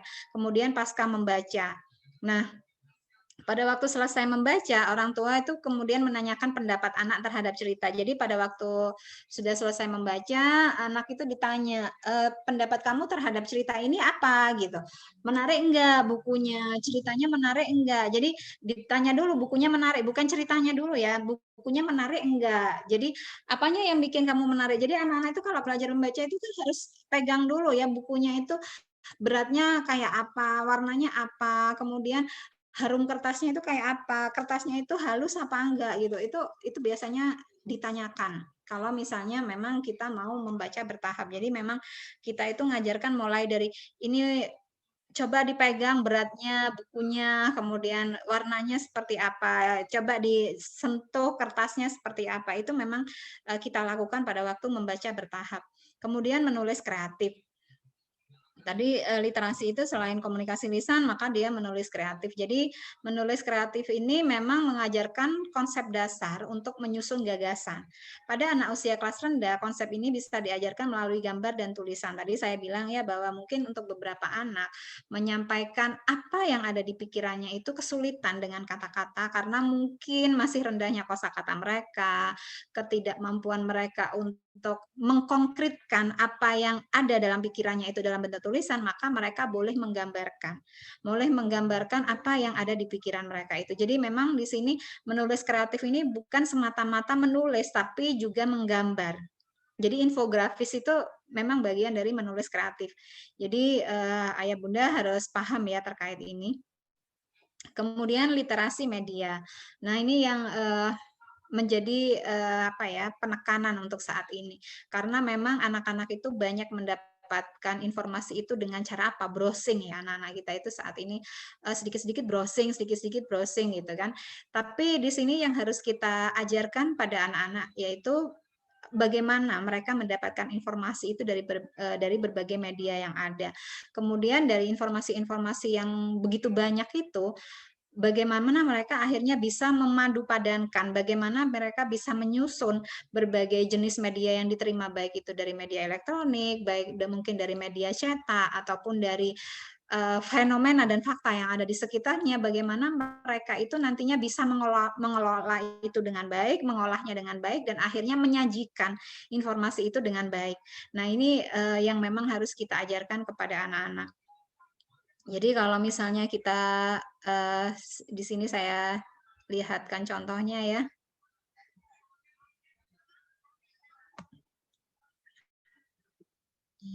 Sebentar.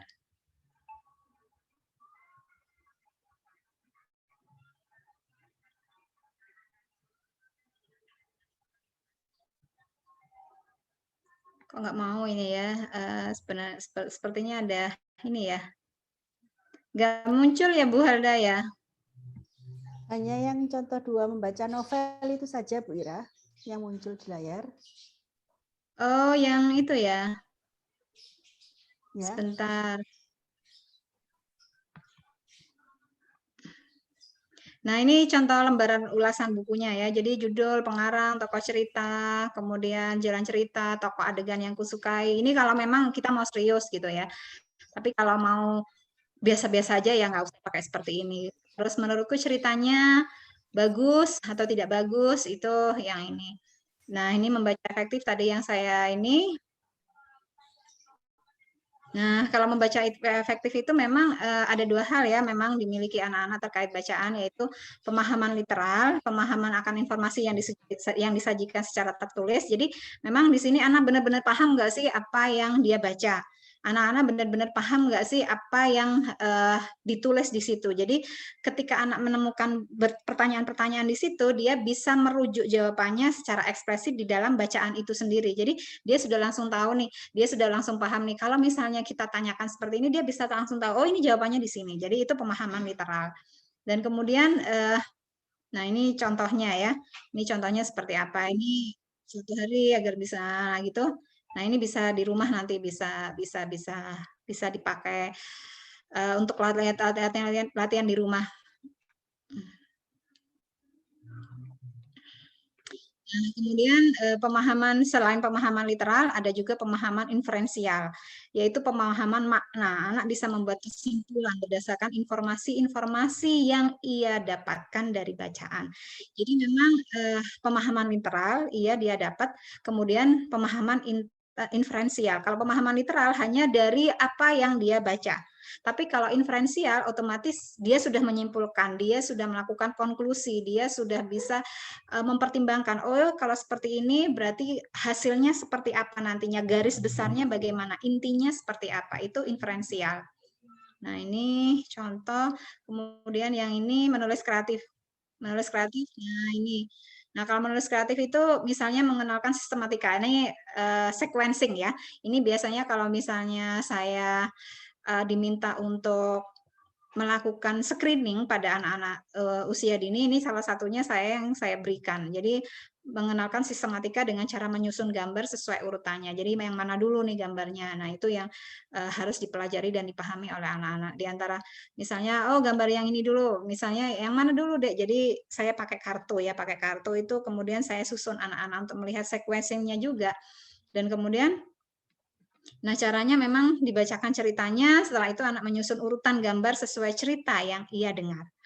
Jadi kita bercerita dulu kepada anaknya, kemudian setelah itu kita kasih yang mana deh kartunya. Coba susun kartu ini sesuai dengan cerita yang tadi diceritakan atau yang tadi didengerin. Jadi seperti itu. Nah, kemudian ini menulis ya, menulis narasi rangkaian gambar. Nah, ini kita ajarkan. Kalau kita mau serius ya Ibu, ya di rumah ya, bisa itu nanti dilakukan. Tapi kalau enggak ya biasa-biasa aja ya cukup dibacakan gitu kan. Kemudian anak menulis narasi komik, itu menulis kreatif ya, salah satu menulis kreatif. Nah, ini juga salah satu cara latihan untuk menulis kreatif, menulis kalimat berdasarkan rangkaian gambar. Jadi kalau rangkaian gambarnya seperti ini, bagaimana dia menyusun ceritanya? Nah, itu. Kemudian literasi media ya, ini tadi yang saya bilang literasi media ini memang yang menjadi menjadi titik poin kita bagaimana anak-anak itu mengelola informasi yang dia dapatkan dan bagaimana dia mendapatkan informasi itu sendiri. Dan kemudian metakognitif dan manajemen belajar. Nah, ini kita harus paham apa sih yang disebut dengan metakognitif ya.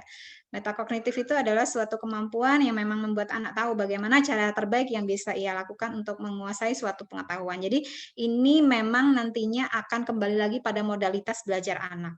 Modalitas belajar anak kita seperti apa? Apakah dia seorang auditori ataukah seorang visual ataukah seorang kinestetik atau bahkan sekarang ada seorang taktil ya. Kalau memang dia seorang auditori, bagaimana dia mendapatkan materi-materi terbaik. materi-materi terbaik, informasi-informasi terbaik, dan kemudian bagaimana dia mengelolanya. Nah, ini memang kita harus sesuaikan dengan modalitas belajar anak. Jadi, bagaimana kemudian akhirnya dia menguasai materi tersebut dan memanfaatkannya. Jadi, kalau misalnya anak-anak belajar sains ya, misalnya kita ajak anak untuk belajar sains. Sains itu adalah ilmu pengetahuan yang menurut saya yang bisa mengaktifkan semua panca indera yang dimiliki anak. Salah satu syarat belajar yang baik adalah mengoptimalkan panca indera. Karena apa? Pada waktu semua panca indera itu teroptimalkan, maka otomatis pengetahuan yang dia peroleh itu benar-benar dia pahami dengan baik, dia maknai dengan baik. Kalau kita belajar neuroscience, memang salah satu pembelajaran terbaik itu adalah saat panca indera itu terlibat. Saat sensoriknya dia itu terlibat, maka otomatis anak itu tidak hanya dapat pengalaman belajar yang sifatnya indrawi, tapi juga yang sifatnya psikologis. Nah, itu yang memang harus benar-benar kita ajarkan kepada anak-anak. Jadi, metakognitif pada anak-anak, yaitu berarti kita sedang mengajarkan nih pada anak kita bagaimana sih dia memanfaatkan materi yang ada di sekitarnya dan kemudian bagaimana menguasai materi tersebut sehingga dia dapat menjadikan materi itu sebagai alat untuk menguasai pengetahuan yang baru dia miliki itu. Dan akhirnya dia bisa melakukan refleksi dan memahami juga evaluasi dari apa yang sudah dia pelajari. Jadi memang di sini kita kalau bicara literasi otomatis memang kita bicara tentang bagaimana sih cara anak itu berpikir gitu. Dan memang pada waktu kita mau mengajarkan cara berpikir kepada anak itu memang salah satunya adalah belajar sains. Jadi kalau misalnya kita ngajarin sains kepada anak-anak itu bukan berarti kita mau ngajarin anak-anak kita itu jadi ilmuwan, enggak. Tapi kita ngajarin sains kepada anak-anak itu karena kita mau ngajarin anak kita itu untuk berpikir secara logis. Dia bisa berpikir secara sequencing, dia bisa berpikir secara nalar, dia kemudian juga bisa berpikir secara sebab akibat. Dia juga bisa berpikir untuk melakukan sintesa. Itu gunanya anak belajar sains. Jadi kalau kita ngajarin anak sains bukan berarti kita ngajarin dia untuk jadi ilmuwan atau berharap dia jadi ilmuwan ya atau apapun nanti. Tapi agar anak itu bisa menggunakan keterampilannya belajar sains itu untuk mempelajari hal-hal yang lainnya. Karena apa? Logikanya jalan, nalarnya jalan, sintesanya jalan, sebab akibatnya jalan, sequencingnya jalan. Nah, itu yang akhirnya membuat dia itu pada waktu dia harus memahami pengetahuan dengan baik, dia benar-benar mampu. Jadi seperti itu. Jadi ayah bunda kalau misalnya memang ingin sebenarnya kalau kita ditanya, sebenarnya kalau saya ditanyakan apa sih perlunya ngajarin sains gitu buat anak-anak, ya agar anak-anak saya itu bisa memiliki pola pikir yang benar, sistematis, agar mereka itu juga tahu dasar dari setiap alasan itu ada reasonnya gitu, ada alasannya gitu. Jadi kalau misalnya kita sebagai orang tua mau ngajarin literasi kepada anak-anak, apa yang memang harus kita ajarkan? Ajarkan sains dulu kepada anak-anak. Makanya tadi saya akan bilang, ajarkan tentang misalnya kayak materi tata surya, kemudian tentang es yang mencair, hal-hal yang sederhana aja. Kalau misalnya kalau siang hari itu kita merasakan sinar matahari, kenapa hangat, kenapa kalau kemudian sudah matahari sudah semakin tinggi kita merasa panas, itu kan bagian-bagian dari sains. Dan kemudian anak akhirnya mencari tahu sebab akibatnya itu kenapa dan kenapa dia merasakan panasnya. Oh, ternyata panas itu bisa dirasakan di mana? Di kulit. Nah, ini panca inderanya kan sudah terasa ya. Ternyata dia pada waktu melihat matahari dia nggak mampu. Kenapa? Visualnya dia itu ternyata terbatas. Nah, ini adalah hal-hal yang memang akhirnya membuat anak-anak itu untuk mencari tahu kenapa gitu loh. Jadi pada waktu anak belajar sains itu sebenarnya kita sedang menanamkan tentang ini loh pertanyaan, kenapa? Anak-anak selalu akan mencari jawaban-jawaban dari itu dan itu yang membuat anak-anak kita nantinya akan terus tumbuh fitrah belajarnya karena memang dia ingin tahu. Jadi kalau misalnya anak-anak tidak pernah bertanya kenapa, mereka tidak pernah mencari tahu alasan kenapa begini, kenapa begitu, berarti ya fitrah belajarnya memang tidak tumbuh gitu. Dan ini akhirnya balik lagi kepada kita. Kenapa kita sebagai orang tua tidak bisa menumbuhkan minat belajar anak? Karena sebenarnya setiap anak itu memiliki curiosity yang luar biasa. Setiap anak itu memiliki fitrah belajar. Tetapi sayangnya kadang-kala fitrah belajar anak-anak itu mati karena orang tua yang tidak bisa menumbuh suburkan fitrah belajar anak itu sendiri, seperti itu. Mungkin begitu Bu Helda, mungkin kita bisa langsung tanya jawab karena memang ini materinya agak-agak berat sedikit. Jadi kalau misalnya agar bisa dipahami dengan baik, mungkin bisa lewat tanya jawab ya, agar nantinya Ayah Bunda benar-benar paham nih apa yang dimaksud dengan literasi itu sendiri. Iya. Monggo Bu Helda. Baik, terima kasih Bunda Ira. Masya Allah luar biasa ya. Jadi setiap slide-nya itu kalimat demi kalimat itu rasanya sangat penting semua ya. Jadi sampai-sampai saya kalau misalnya tadi mencatat, semuanya ingin saya catat gitu Bu Ira ya. Nah, ini Ayah Bunda masih semangat ya.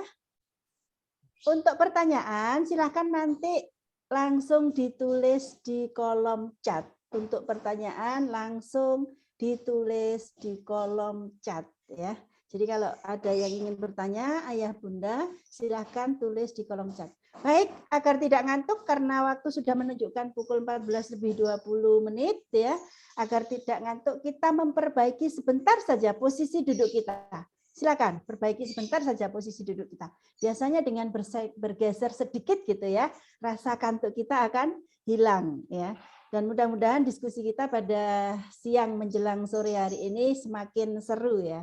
Nah, baik, tadi sudah disampaikan oleh Bunda Ira ya, bahwa anak-anak kita sebenarnya memiliki rasa ingin tahu yang besar, ya. Memiliki rasa ingin eksplor sesuatu yang ada di sekelilingnya. Tetapi terkadang orang tua tidak peka akan hal itu. Sehingga sebenarnya rangsangan apa yang ingin kita berikan kepada anak-anak kita. Tadi kalau kita kembali lagi ke keterampilan literasi, bahwa sesungguhnya literasi itu tidak hanya tentang baca dan tulis, tetapi juga kemampuan untuk berpikir. Keterampilan literasi itu juga keterampilan untuk berpikir, kemudian keterampilan literasi itu sesungguhnya juga keterampilan untuk menganalisa, menemukan, dan lain sebagainya. Tadi di awal disampaikan oleh Bunda Ira, ada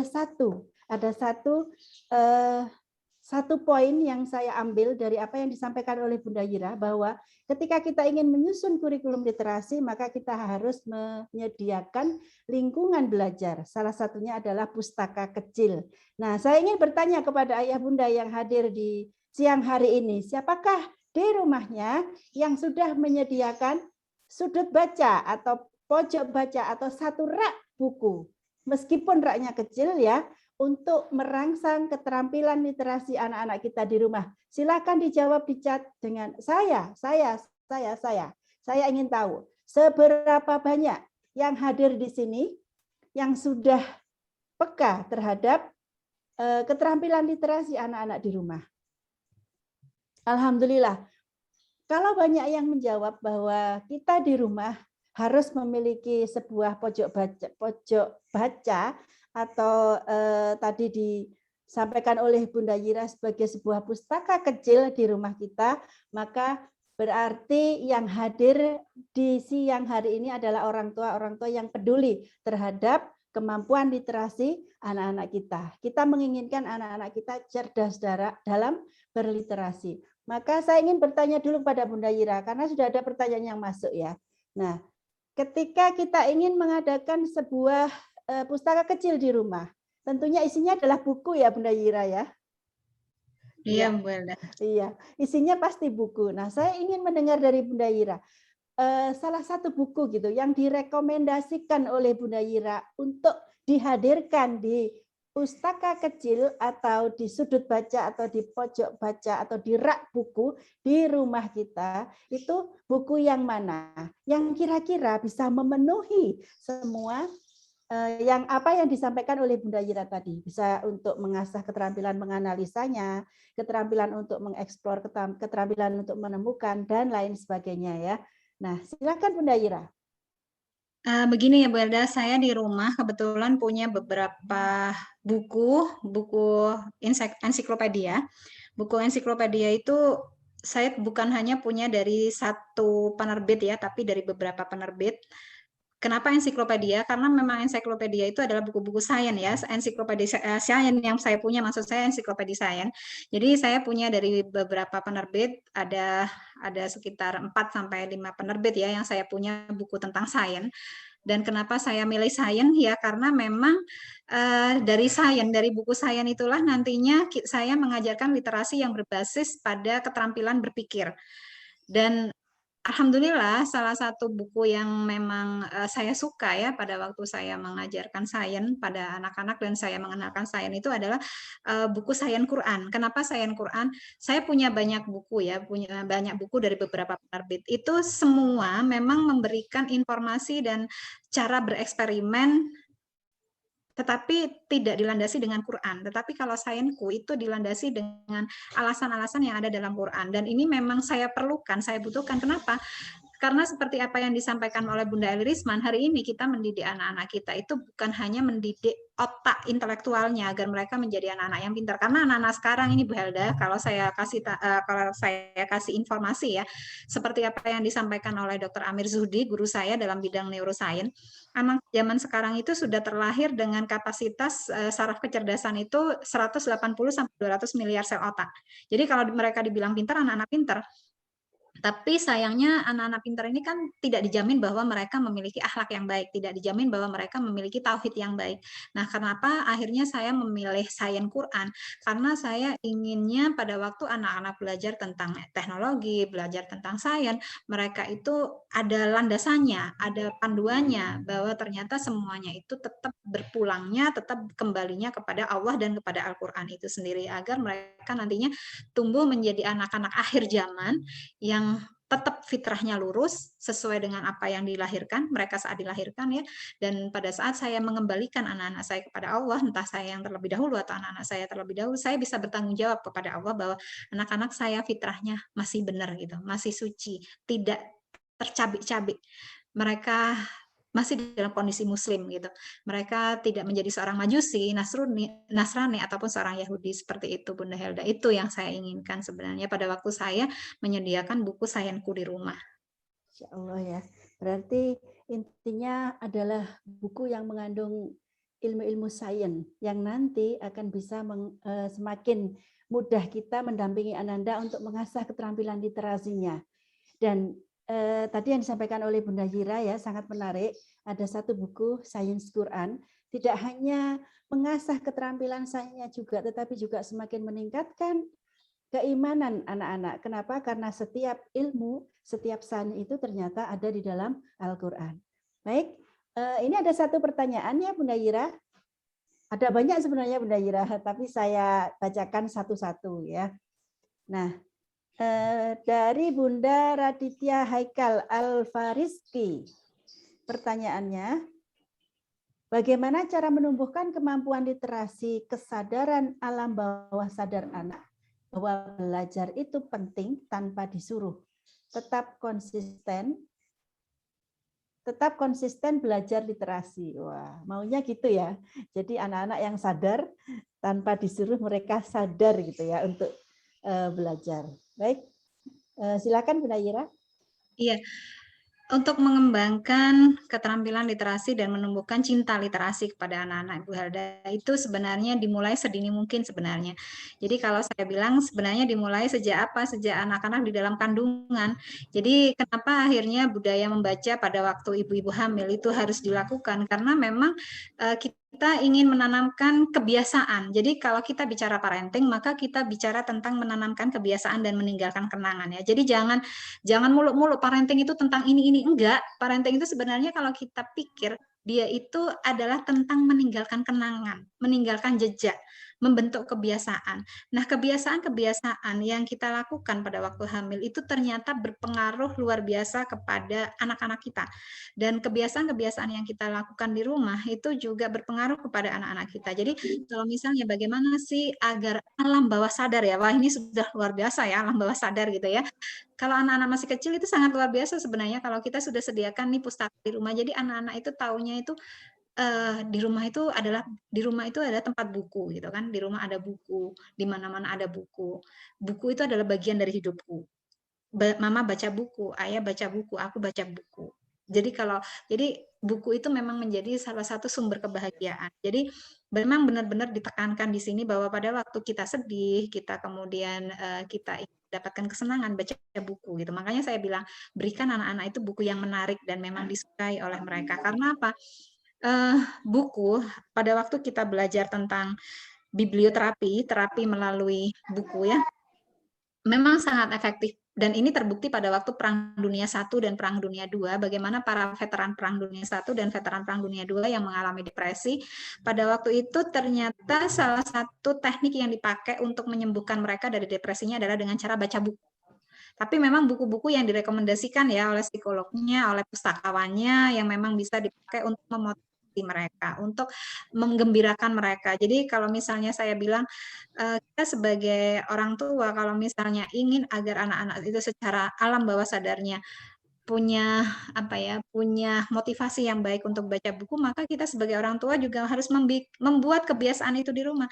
Kita baca buku, sediakan buku-bukunya di rumah, kemudian kita bacakan buku untuk anak-anak pada waktu anak sedih, kita ceritakan cerita-cerita yang membahagiakan pada waktu mungkin anak punya masalah, kita ceritakan hal yang sama, bagaimana Rasulullah menghadapi ini. Jadi misalnya seperti itu. Jadi di sini memang agar anak itu punya motivasi untuk baca buku, ya kita sebagai orang tua bagaimana caranya menanamkan kepada anak agar anak itu mempercayai bahwa buku itu adalah sumber kebahagiaannya.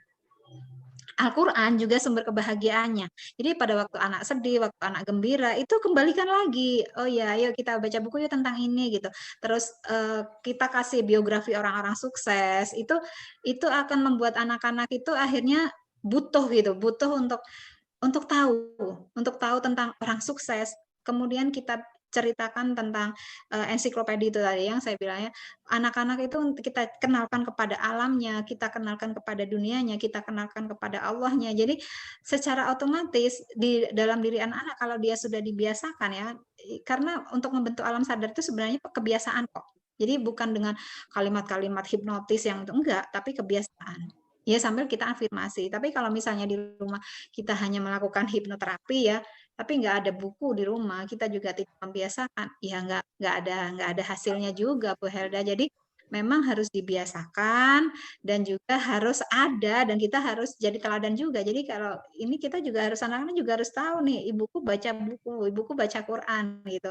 Dan ibuku melakukan itu tiap hari gitu. Dan itu kayak jadi sebuah kebutuhan gitu. Jadi jadikan kebiasaan baca buku itu kebutuhan. Jadi jadikan itu memang kalau anak-anak nggak baca buku itu butuh ya, kayak sama seperti kita kalau nggak baca Quran tuh kok nggak enak ya gitu loh. Butuh kita baca seperti kayak gitu. Kalau nggak makan nggak enak ya gitu. Jadi memang dibiasakan Bu Helda. Iya, Nggak bisa kalau nggak dibiasakan. iya. Berarti kata kuncinya kepung rumah dengan buku ya, dikepung ya Bu Ira. Di mana-mana Iya, ada buku. Dan ini kan Bu Helda kalau Bu Helda tadi bicara tentang kepung rumah dengan buku, Bu Helda tahu nggak salah seorang tangan kanan Muhammad Al-Fatih itu sebenarnya dia bukan seorang Muslim loh Bu Helda. Zarganos. Zarganos itu adalah seorang anak pendeta Katolik Romawi Ortodok. Tapi pada waktu Syekh Qur'ani yang memang akhirnya berkenalan pada waktu itu dengan Zarganos, tapi Zarganos waktu itu belum menjadi tangan kanannya Al-Fatih. Pada waktu itu Syekh Qur'ani itu mengalami kecelakaan kereta kuda pada waktu melakukan perjalanan ya di waktu itu di benua Eropa itu, kemudian beliau itu mampir ke rumah Zarganos itu, ternyata ayahnya yang pendeta ini punya perpustakaan yang luar biasa. Rumahnya itu sampai di atas tempat tidurnya dia. Jadi Syekh Qur'ani itu tidur di atas buku-buku, tumpukan buku, karena melihat ke segala arah itu katanya buku. Terus yang luar biasa itu, Bu Helda, ternyata Zarganos ini menguasai bahasa Arab. Menguasai bahasa Arab, ternyata dari mana dia menguasai? Dari buku-buku yang ada di rumahnya. Itu seorang pendeta Roma Katolik Ortodok loh ya. Terus pada waktu itu dia bertanya kepada Syekh Qur'ani, bagaimana caranya saya agar bisa menjadi bagian dari nubuah Rasulullah? Seorang Romawi ini ya, seorang Kristen Ortodok Romawi loh ya, waktu itu sudah bertanya, bagaimana saya agar bisa menjadi seorang yang menjadi bagian dari seorang yang akan menegakkan nubuah Rasulullah. Karena ternyata dia baca tentang nubuah Rasulullah tentang penaklukan Konstantinopel. Waktu itu jawabannya saya Qurani hanya satu, jadilah seorang muslim. Dan Masya apa yang Allah. ternyata dilakukan Sarganus pada waktu ayahnya meninggal dunia, dia memang datang ke Turki dan bertemu dengan Muhammad Al-Fatih dan jadilah salah seorang tangan kanan Al-Fatih memang. Dan dia masuk Islam. Jadi luar biasa kan, berada ternyata buku itu kayak gitu gitu loh. Itu karena Pengaruhnya ya. buku itu, betapa luar biasanya buku. Iya. Berarti tugas kita sekarang menyediakan sarana untuk anak-anak kita agar lebih terbiasa dengan buku, terbiasa melihat buku, juga terbiasa melihat orang tuanya membaca buku. Itu yang penting ya Bu Ira ya. Iya. Ya. Kenapa? Karena kadang-kadang ketika orang tua mengatakan anak saya tidak suka baca, ternyata anaknya itu juga memang tidak pernah melihat orang tuanya juga membaca buku, ya. Nah, pada kesempatan siang hari ini ya, kami dari komunitas Cinta Anak dan komunitas Fafiru Ilallah ingin memberikan kemudahan pada ayah bunda yang hadir di ruangan ini, khusus ya, spesial bagi ayah bunda yang hadir dan mengikuti kuliah Zoom ini. Kita akan memberikan kemudahan bagi siapa saja yang ingin menghadirkan satu paket buku Sains Quran, ya, Sains Quran dari PT Sigma Daya Insani. Maka nanti setelah acara ini kita akan follow up, kita akan memfasilitasi agar di setiap pojok baca, di setiap pustaka kecil, di setiap rak buku yang ada di rumah kita akan hadir satu paket buku Sains Quran dari PT Sigma Daya Insani, di mana di buku ini banyak sekali ilmu-ilmu yang disajikan dan dihubungkan dengan ayat-ayat yang ada di dalam Al-Quran. Tidak hanya mengajarkan anak kita cerdas literasinya, tetapi juga mengajarkan pada anak-anak kita semakin mencintai Al-Quran, semakin mencintai Tuhannya. Baik, bagi yang ingin diberikan kemudahan untuk bisa menghadirkan satu paket Sains Quran, silahkan menulis nama dan nomor WA di kolom chat. Silahkan tulis nama dan nomor WA di kolom chat. Sekali lagi, silahkan tulis nama dan nomor WA di kolom chat. Nah, dan kali ini saya ingin menghadirkan Bunda Laila dari komunitas Cinta Anak yang akan testimoni sebenarnya seperti apa buku Sains Quran itu. Assalamualaikum Bunda Laila. Waalaikumsalam warahmatullahi wabarakatuh, Bu Helda. Masya Allah, itu melihat backgroundnya Bunda Laila aja saya sudah dredeg ini ya, betapa banyak ya koleksi bukunya. Ini biasanya kita panggilnya Ustazah Laila ya. Nah, baik Bunda Laila, Ustazah Laila, silakan testimoninya seperti apa keistimewaan dari buku Sains Quran ini. Silakan Bunda Laila. Baik, Ayah Bunda sekalian, terima kasih atas kesempatannya Bu Helda. Ya, hari ini saya akan testimoni apa yang terjadi di rumah kami ya dengan buku ini ya, buku Sains Quran. Ketika saya pertama kali melihat flyer akan ada terbit buku ini, yang terbersit saat itu adalah saya ingat ya dengan haji wadaknya Rasulullah. Beliau terakhir kali berpesan ya di Arafah ya, di Bukit Arafah, mengatakan bahwa aku tinggalkan dua perkara, Al-Quran dan hadis, dan siapa yang berpegang teguh padanya dia akan selamat dunia akhirat. Kata-kata Al-Quran yang dimiliki buku Sigma Daya Insan inilah yang kemudian merebut hati saya ya untuk bergerak menghadirkan buku ini di dalam keluarga kami. Dan alhamdulillahnya ternyata ini adalah cara yang mudah, sederhana agar anak-anak kita dekat, kenal dengan isinya Al-Quran. Tidak hanya bacaannya, tetapi isi di dalam Al-Quran akan lebih mudah anak-anak dekat dengan ini. Ada buku di sesi keajaiban tubuh manusia. Nah, ini adalah buku yang sangat berkesan bagi putra saya.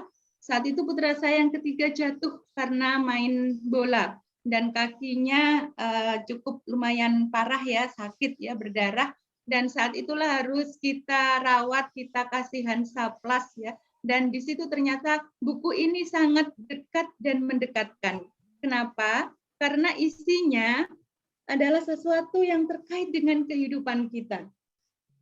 Ada fakta unik yang terkait tentang mengapa ada rasa sakit itu penting, seperti apa kulit ketika terluka. Jadi saya mendapatkan buku ini tuh merasa bersyukur karena ternyata buku ini bisa membuat kita dekat dengan anak, ya, bonding dengan anak kita dan bisa mendekatkan. Tidak hanya buku ini yang berjudul sangat menarik, ya. Ada juga buku yang bagi saya membuat anak-anak memiliki cita-cita yang visioner. Ada Keajaiban Alam Semesta. Ini sepertinya sesuatu yang bahasan yang rumit gitu ya, tapi ternyata tidak bagi anak-anak. Karena apa? Karena dikemas dalam bentuk komik. Jadi anak-anak sangat suka gitu ya. Buku ini berisi tentang bagaimana Allah menciptakan awal mula alam semesta ini, kemudian bumi, matahari dan sebagainya, dengan ilustrasi yang bagi saya gambar-gambarnya lucu ya Bu Helda dan Ayah Bunda sekalian, karena anak-anak mudah memahaminya.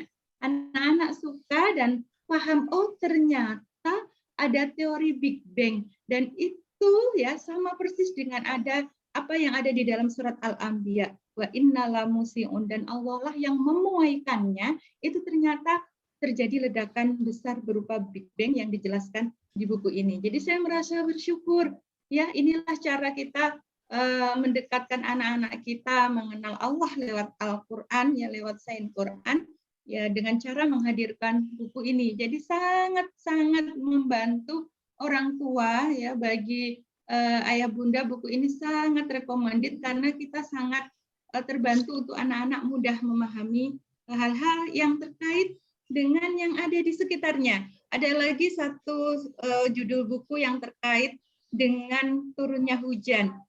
Ketika ada gambar-gambar lucu yang ada di buku ini, komiknya, membuat anak saya, ternyata titik-titik air hujan seperti itu ya. Itu membuat anak-anak kemudian bersyukur ketika hujan, dia harus menjaga dirinya. Ketika hujan berarti bagaimana tidak banjir, ini adalah bagian bentuk dari kita menjaga alamnya Allah. Ini adalah sesuatu yang saya merasa akhirnya anak-anak bisa berpikir sendiri ya tentang air, tentang hujan, dan itu membuat kepedulian anak-anak terhadap lingkungan itu tumbuh dari apa? Dari membaca buku sains Quran. Nah, ini yang bagi saya, Masya Allah, bersyukur, terima kasih Sigma Daya Insani ya, mencetak buku-buku yang luar biasa, bagi saya sangat dekat dan mendekatkan dan membuat anak-anak visioner. Yang terakhir Bu Yada, ini buku yang paling favorit. Ya, Ayah Bunda ada paketnya namanya Jurnal Sains Quran Menakjubkan Anak Solih dan Cerdas. Nah, ini saya bukakan orat-oratannya putra saya ya. Buku ini yang dipeluk putra saya kalau berlibur kemarin ke neneknya, ya itu yang dibawa ini. Kenapa? Isinya luar biasa, sangat kreatif. Ini yang sudah dikerjakan putra saya. Aktivitas tadi Bunda Ira menyampaikan bahwa anak-anak SD itu suka mencari dan menemukan, dan dia akan senang bahagia ketika bisa menemukan sesuatu.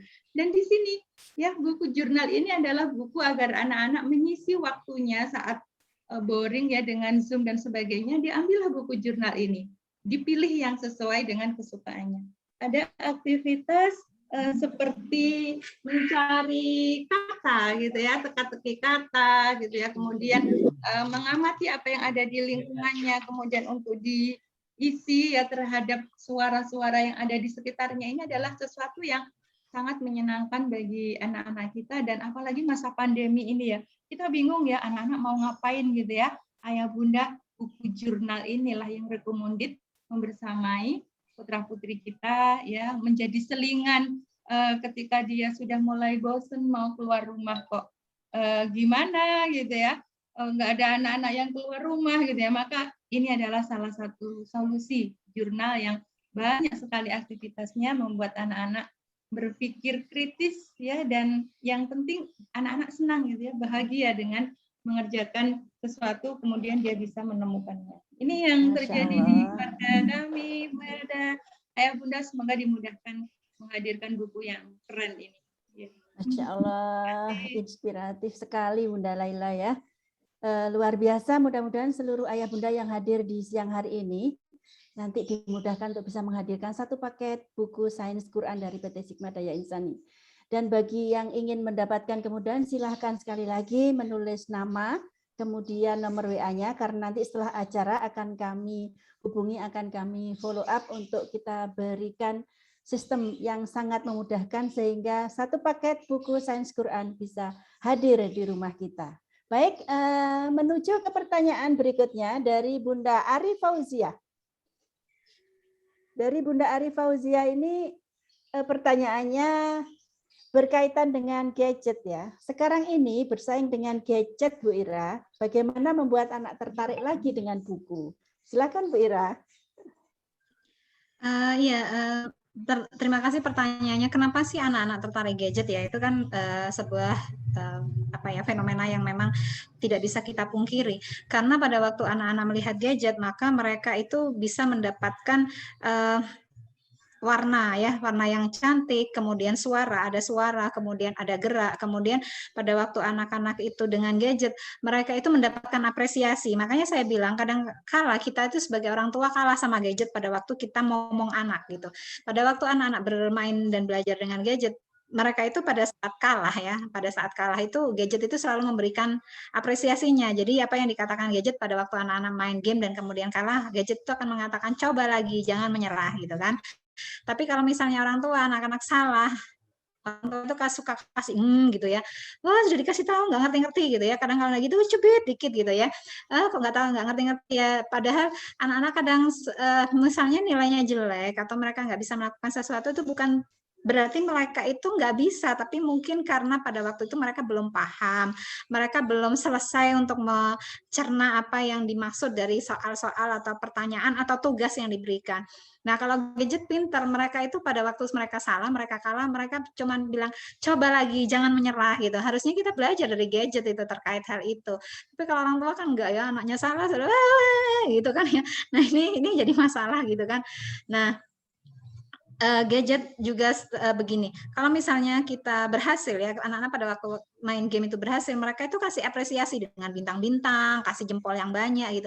Nah, sedangkan kita sebagai orang tua kadang-kala lupa, nggak kasih anak-anak itu meskipun anak-anak, mama aku pinter ya sudah bisa bikin ini gitu. Kadang kita, oh ya pinter, ada pinter gitu aja. Kadang kita lupa nggak cium, nggak peluk, padahal setiap anak itu punya 5 bahasa cinta masing-masing ya, yang kita harus memang pelajari benar itu anak kita bahasa cintanya apa? Apakah dia suka sentuhan fisik? Apakah suka dikasih hadiah atau cukup dikasih ucapan gitu? Ataukah memang dia senang ditemani atau apa? Itu kadang-kadang orang tua tidak memahami. Nah, ini yang membuat anak-anak itu kadang-kadang merasa gadget itu lebih menarik gitu. Dan anak-anak kenapa tertarik sama gadget? Karena memang mudah dan instan gitu loh. Nah, agar anak-anak itu lebih tertarik kepada buku, memang kita sebagai orang tua yang harus ini nih yang bikin aturan gitu, bahwa pada waktu kamu ingin belajar, maka apa yang harus kamu lakukan bukan sekedar browsing, tapi baca. Karena kita nggak pernah ngajarin baca sih sama anak-anak. Kita kalau ada kesulitan dengan apa-apa, browsing dulu deh, gampang gitu. Apalagi di rumah nggak ada buku tentang itu gitu ya. Udah tambah browsing aja. Nah, itu yang membuat anak-anak tambah ya udah nggak tertarik lah ada buku, apalagi bukunya cuma hitam putih, kemudian warnanya nggak menarik, bahasanya terlalu kaku. Nah, agar anak-anak tertarik pada buku, ya memang kita harus membiasakan dan carikan buku-buku yang memang menarik. Seperti tadi yang disampaikan oleh Bunda Laila, buku jurnal itu sangat menarik sama anak-anak. Kenapa? Karena pada waktu anak-anak melihat buku jurnal itu, otomatis dia ingin melakukan. Dan memang cara belajar anak-anak sekolah itu dia harus search and find ya, jadi cari dan temukan. Jadi memang dituntut bahwa dia secara kinestetiknya itu dituntut gitu. Jadi kita sebagai orang tua agar anak cinta buku juga ya memang harus ada upaya dari kita untuk apa membuat anak-anak gak cinta buku itu berarti harus ada reading time nih. Kita harus punya waktu baca bareng mereka. Kita harus punya buku perpustakaan. Kita harus sering kasih hadiah itu sama anak itu buku. Jangan kasih hadiah itu yang macam-macam lah. Tapi oh ada berhasil ya ini nanti kasih hadiah deh sama mama buku gitu. Kembalikan semuanya itu buku gitu. Intinya begitu. Jadi kalau misalnya anak-anak mendapatkan bahwa oh ternyata hadiahku buku-buku gitu loh. Tapi mereka itu kasih kesempatan sekali-kali untuk memilih buku yang memang mereka mau, tapi kita harus lihat buku seperti apa ya yang memang dimau anak-anak. Dan kita memang tadi kan saya bilang pada waktu kita membuat kurikulum belajar itu selain ada perpustakaan di rumah, maka harus ada interaksi. Bagaimana caranya agar anak-anak tertarik pada buku itu, dibutuhkan orang tua juga yang ikut bekerja di situ. Jadi kalau misalnya, Dek ini bukunya bagus loh, bisa begini-begini. Jadi di situ nanti ada main peran, kemudian ada tanya jawab itu sendiri, kemudian anak diajak berimajinasi, itu yang membuat anak-anak itu rindu gitu loh, rindu bahwa oh enak ya ternyata belajar dengan baca buku itu, nanti aku bisa melakukan percobaannya. Jadi kalau misalnya dia istilahnya baca buku itu dia ternyata dapat pengalaman menarik di situ, dapat sesuatu yang berkesan dan dia bahagia, otomatis dia akan lebih senang belajar itu dengan cara baca buku. Karena kalau kita melihat prinsip belajar itu akan benar-benar dipahami dengan anak kalau misalnya anak-anak itu mendapatkan pengalamannya itu secara penuh melalui indrawinya dan sensorinya. Jadi kenapa akhirnya kalau misalnya kita ngajarin, oh ini buah rambutan misalnya ya, kalau buah rambutan kalau mereka browsing ya cuma sekedar tahu, oh ini buah rambutan seperti ini, buahnya seperti ini, bijinya seperti ini, dia termasuk tanaman dikotil, kemudian fotosintesanya seperti ini. Tapi kalau misalnya kita ajak tuh anak-anak misalnya, ayo kita belajar tentang pohon rambutan. Mungkin kita ajak anak-anak beli rambutannya, kemudian oh makan, oh ini rambutannya rasanya seperti ini. Oh ternyata di dalam buah rambutan itu ada biji rambutan ya, biji rambutan itu ternyata bisa dipakai seperti ini gitu. Biji rambutan itu kan bisa dimakan ya, kayak keripik gitu ya kalau misalnya dia. Jadi itu memang harus kita kenalkan kepada anak-anak. Jadi kalau misalnya kita ingin membuat anak-anak lebih tertarik kepada bukunya, ya berarti kita yang memang harus membuat buku itu sebagai sarana yang menarik. Anak-anak memilih pakai HP karena apa? Mudah, instan lagi, dan karena mereka nggak ada pilihan lain. Karena memang mereka medianya hanya HP, ya udah gitu loh. Coba kalau misalnya kita berikan media-media yang lain, saya yakin kok anak-anak itu kalau kita ajak, kalau kita interaksi di dalam, kemudian kita memang memberikan pengalaman yang luar biasa dengan buku itu, insya Allah mereka pasti akan memilih buku karena belajar dengan orang tua itu menyenangkan sebenarnya buat anak-anak usia sekolah, apalagi mereka bisa sambil eksperimen, sambil ekspor seperti itu. Begitu Bunda Helda. Ya. Masya Allah ya. Jadi orang tua harus terlibat aktif ya dalam mengembangkan agar anak-anak ini benar-benar cinta buku ya Bu Ira ya. Jadi peran orang tua sangat besar ya ketika anak kita ingin kita alihkan dari ketertarikannya terhadap gadget, maka orang tua yang harus membuat suasana agar anak-anak itu lebih tertarik kepada buku. Kalau orang tuanya sudah tertarik, kemudian mengajak anaknya untuk tertarik juga ya.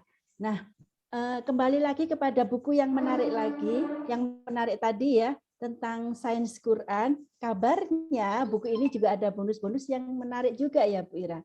Selain dari jurnal tadi, buku ini juga ada hadiah atau bonusnya berupa kaca pembesar, di mana nanti ketika anak-anak mengeksplor alam di sekitarnya, mereka bisa membuat kaca pembesar ini untuk semakin menguatkan rasa ingin tahunya. Sepertinya Sayenku sangat asik itu ya. ini Bu Elda. Sayenku itu juga ada buku percobaannya, buku eksperimennya. Nah, itu yang sebenarnya sangat menarik. Iya, itu benar-benar mengasah keterampilan literasi ya ketika anak terlibat langsung ya untuk eksperimen ini ya. Nah, ini mungkin yang menjadi salah satu alasan kenapa kita harus menghadirkan Sainsku ini. Nah, sebelum nanti ada satu pertanyaan yang ingin saya angkat di sini, saya ingin mengundang ada Teacher Tini dari Mojokerto. Assalamualaikum Teacher Tini.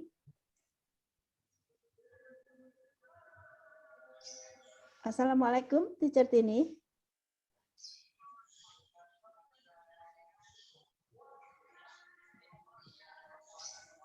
Assalamualaikum Teacher Tini, sudah on kah?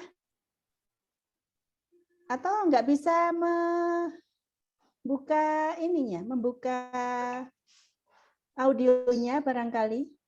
Masih unmute sepertinya Bu Elda, belum Iya, bisa buka. mungkin harus dibuka oleh Bu Ira. host ya. Iya. Alhamdulillah, Assalamualaikum warahmatullahi wabarakatuh. Waalaikumsalam warahmatullahi wabarakatuh. Baik, sengaja ini ya saya mengundang Teacher Tini untuk testimoni 5 menit saja. 5 menit saja ya tentang Sainsku. Karena saya tertarik ya Teacher Tini itu sampai memakai rompi ya. Saking langsingnya Teacher Tini itu ini sampai rompinya Sainsku itu dan topinya bisa cukup ya di badannya Teacher Tini. Silakan Teacher. Oke, jazakillah khair Bunda Helda. Apakah suara saya terdengar dengan jelas? Jelas Teacher. Oke, ya alhamdulillah dikasih waktu 5 menit, takutnya kepanjangan. Jadi gini Bunda Helda, anak-anak saya punya 3 putra. Yang pertama usia 9 tahun, yang kedua usia 6 tahun 8 bulan, dan yang terakhir usia 2 tahun. Dan kok ya pas nyambung sama pertanyaan sebelumnya. Putra-putra saya, terutama yang 2 ini, itu doyan banget main gadget. Jadi ya semoga nggak sampai kecanduan ya, tapi sering banget main gadget. Nah, jadi kalau anak-anak saya itu ditanya ya, cita-cita mau jadi apa? Mau jadi YouTuber gaming. Kenal itu nama-nama YouTuber. Jadi anak pertama saya itu sukanya buka gadget itu untuk mencari informasi. Misalnya masjid di Uni Emirat Arab, sukanya lihat drone-nya 4K gitu, cari-cari informasi apa. Kalau anak yang kedua saya sukanya main game, tapi gamenya masih game balapan gitu. Nah, jadi karena anak saya suka gadget, saya gimana ya caranya anak-anak ini biar bisa mengurangi gadgetnya. Nah, akhirnya waktu itu ada promo, ada ini launching produk Sainsku. Dan saya tertariknya tuh karena satu ada bonus yang berupa video dan ada bonus aplikasi yang di dalamnya itu ada video, terus ada permainan, ada kuis. Saya mikir ya Allah, ini kayaknya cocok banget buat anak-anak. Jadi mereka itu bisa mengakses HP, tapi digunakan untuk belajar. Nah, ini saya tunjukkan. Jadi ini alasan pertama saya. Nah, di setiap akhir babnya buku Sainsku itu ada barcode seperti ini, Bunda Helda. Nah, nanti kalau kita scan, nanti kalau kita ini ya, download aplikasinya di Play Store, kemudian kita scan barcode-nya itu, kita bisa lihat video, dan videonya itu kartun, animasi, cocok banget buat anak-anak. Kemudian kita juga bisa main game, gamenya itu seperti ini, apa teka-teki silang, menghubungkan kata gitu. Anak saya yang bacanya belum tete itu bisa melakukan dengan mengenali huruf-huruf itu. Dan juga kita bisa kuis, yang kuisnya tuh kadang emaknya juga bingung jawabnya kalau nggak baca bukunya. Jadi seneng banget ada aplikasi Sainsku ini. Jadi anak saya bisa tetap main HP, bukan main HP ya, mengakses HP, tapi itu untuk belajar, bukan untuk liatin ini YouTuber gaming. Sampai hafal ada miau ada gini ya. Nah, terus selain ada aplikasi ini di buku Sainsku ini benar-benar menjelaskan kejadian-kejadian alam dan didasari dengan ini tauhid. Jadi saya bisa mengawal fitrah keimanan anak-anak saya. Contohnya kemarin waktu ada gerhana bulan, nah itu si kakak nih gerhana bulan itu apa sih gitu. Terus saya kok kepikiran, oh ya kan ada satu jilid Sainsku itu yang membahas tentang ini fenomena alam di semesta. Terus saya buka, kok ya pas ada penjelasan tentang gerhana bulan. Dan senengnya lagi, setiap kali penjelasan itu bentuknya komik, dan komiknya itu menarik buat anak-anak. Jadi anak ketiga saya juga senang kalau saya aja baca komik. Anak kedua saya juga yang sukanya eksplor tuh juga malah lebih senang lagi dengan yang disampaikan Bunda Ira, bikin percobaan dan lain-lain. Kemudian ya alhamdulillah anak jadi terkurangi pemakaian gadgetnya. Insya Allah itu Bunda Helda. Senang sekali saya bisa menghadirkan Sains Quran ini untuk anak-anak. Masya Allah. Terima kasih ya Teacher Tini, sangat menginspirasi sekali ya. Ternyata salah satu manfaat untuk menghadirkan Sains Quran ini juga bisa mengalihkan anak-anak dari yang tertarik dengan gadget, tetap ya bermain gadget tetapi lebih bermanfaat. Baik, sekali lagi ayah bunda yang hadir di sini yang ingin mendapatkan kemudahan untuk bisa menghadirkan satu paket buku Sains Quran dari Sigma Daya Insani, silakan menulis nama dan nomor WA-nya. Atau nanti silahkan menghubungi nomor WA yang telah memberikan info link Zoom ini kepada ayah dan bunda sekalian. Sudah di penghujung sholat asar, saya meminta kepada Bunda Yira untuk melakukan atau memberikan sepatah dua patah kata closing statement. 2 menit cukup ya Bu Ira? Iya. Bu Ira masih di mute? Oh ya, Iya. iya sudah Bu Helda. Iya, silakan Bunda Yira closing statement-nya.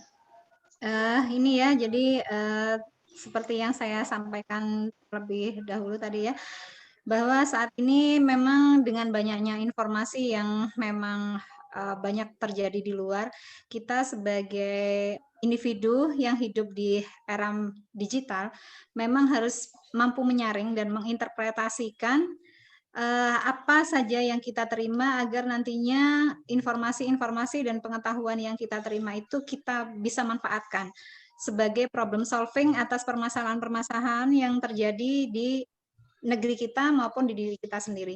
Dan kecerdasan literasi hari ini seperti yang disampaikan oleh Dr. Stephen adalah vaksin dari kemiskinan. Jadi kalau misalnya kita ingin memberantas kemiskinan dan kebodohan, maka lakukan literasi, kembangkan literasi anak-anak kita. Karena apa? Karena Rasulullah sudah mengatakan bahwa kemiskinan itu adalah sumber dari kekufuran ya. Jadi jangan sampai anak-anak kita, generasi kita itu menjadi orang-orang yang miskin dunianya, yang membuat mereka miskin akidahnya. Karena memang ini dampaknya adalah multigenerasi, bukan hanya satu generasi tapi multigenerasi. Karena itu mari kita hari ini berjuang lebih keras lagi untuk memberikan media literasi terbaik untuk anak-anak kita, dan semoga itu menjadi amal jariah terbaik. Karena pada waktu kita menginvestasikan harta kita untuk ilmu anak-anak kita, maka itu tidak ada hisab dan Allah akan ganti berkali-kali lipat. Mungkin itu saja yang bisa saya sampaikan Bu Helda. Dan semoga kita akan lebih sadar meningkatkan keterampilan literasi kita sendiri dan juga anak-anak kita. Seperti itu. Alhamdulillah. Terima kasih Bunda Yira atas ilmunya. Mudah-mudahan setiap kata dan kalimat yang telah Bunda Yira sampaikan akan menjadi pahala kebaikan yang akan berlipat-lipat ya kepada Bunda Yira dan keluarga, dan akan menjadi wasilah mengalirnya pahala-pahala buat Bunda Yira sekeluarga. Terima kasih juga kepada Bunda Laila dan Teacher Tini yang sudah berkenan memberikan testimoni di acara kita pada sore hari ini, ya, siang sampai sore hari ini, dan mudah-mudahan waktu kita untuk belajar bersama menjadi waktu yang berkah dan manfaat untuk kita semuanya. Saya selaku moderator mohon maaf apabila ada hal yang kurang berkenan. Untuk pertanyaan yang belum terjawab sudah kami rekap dan insya Allah nanti akan dijawab melalui leader masing-masing atau melalui pengundang masing-masing ya. Nanti akan di-share jawabannya, dan saya mohon maaf apabila ada hal-hal yang kurang berkenan di acara hari ini. Semoga bisa bertemu kembali dalam keadaan dan kondisi yang lebih baik lagi. Kita akhiri dengan baca hamdalah, istighfar, dan doa penutup majelis. Alhamdulillahirabbil alamin. Astagfirullahaladzim. Subhanaka Allahumma wa bihamdika asyhadu alla ilaha illa anta astaghfiruka wa atubu ilaik. Alhaqqu mirabbik fala takunanna minal mumtarin ihdinas siratal mustaqim. Assalamualaikum warahmatullahi wabarakatuh. Waalaikumsalam warahmatullahi wabarakatuh. Selamat mempersiapkan buka puasa, selamat mempersiapkan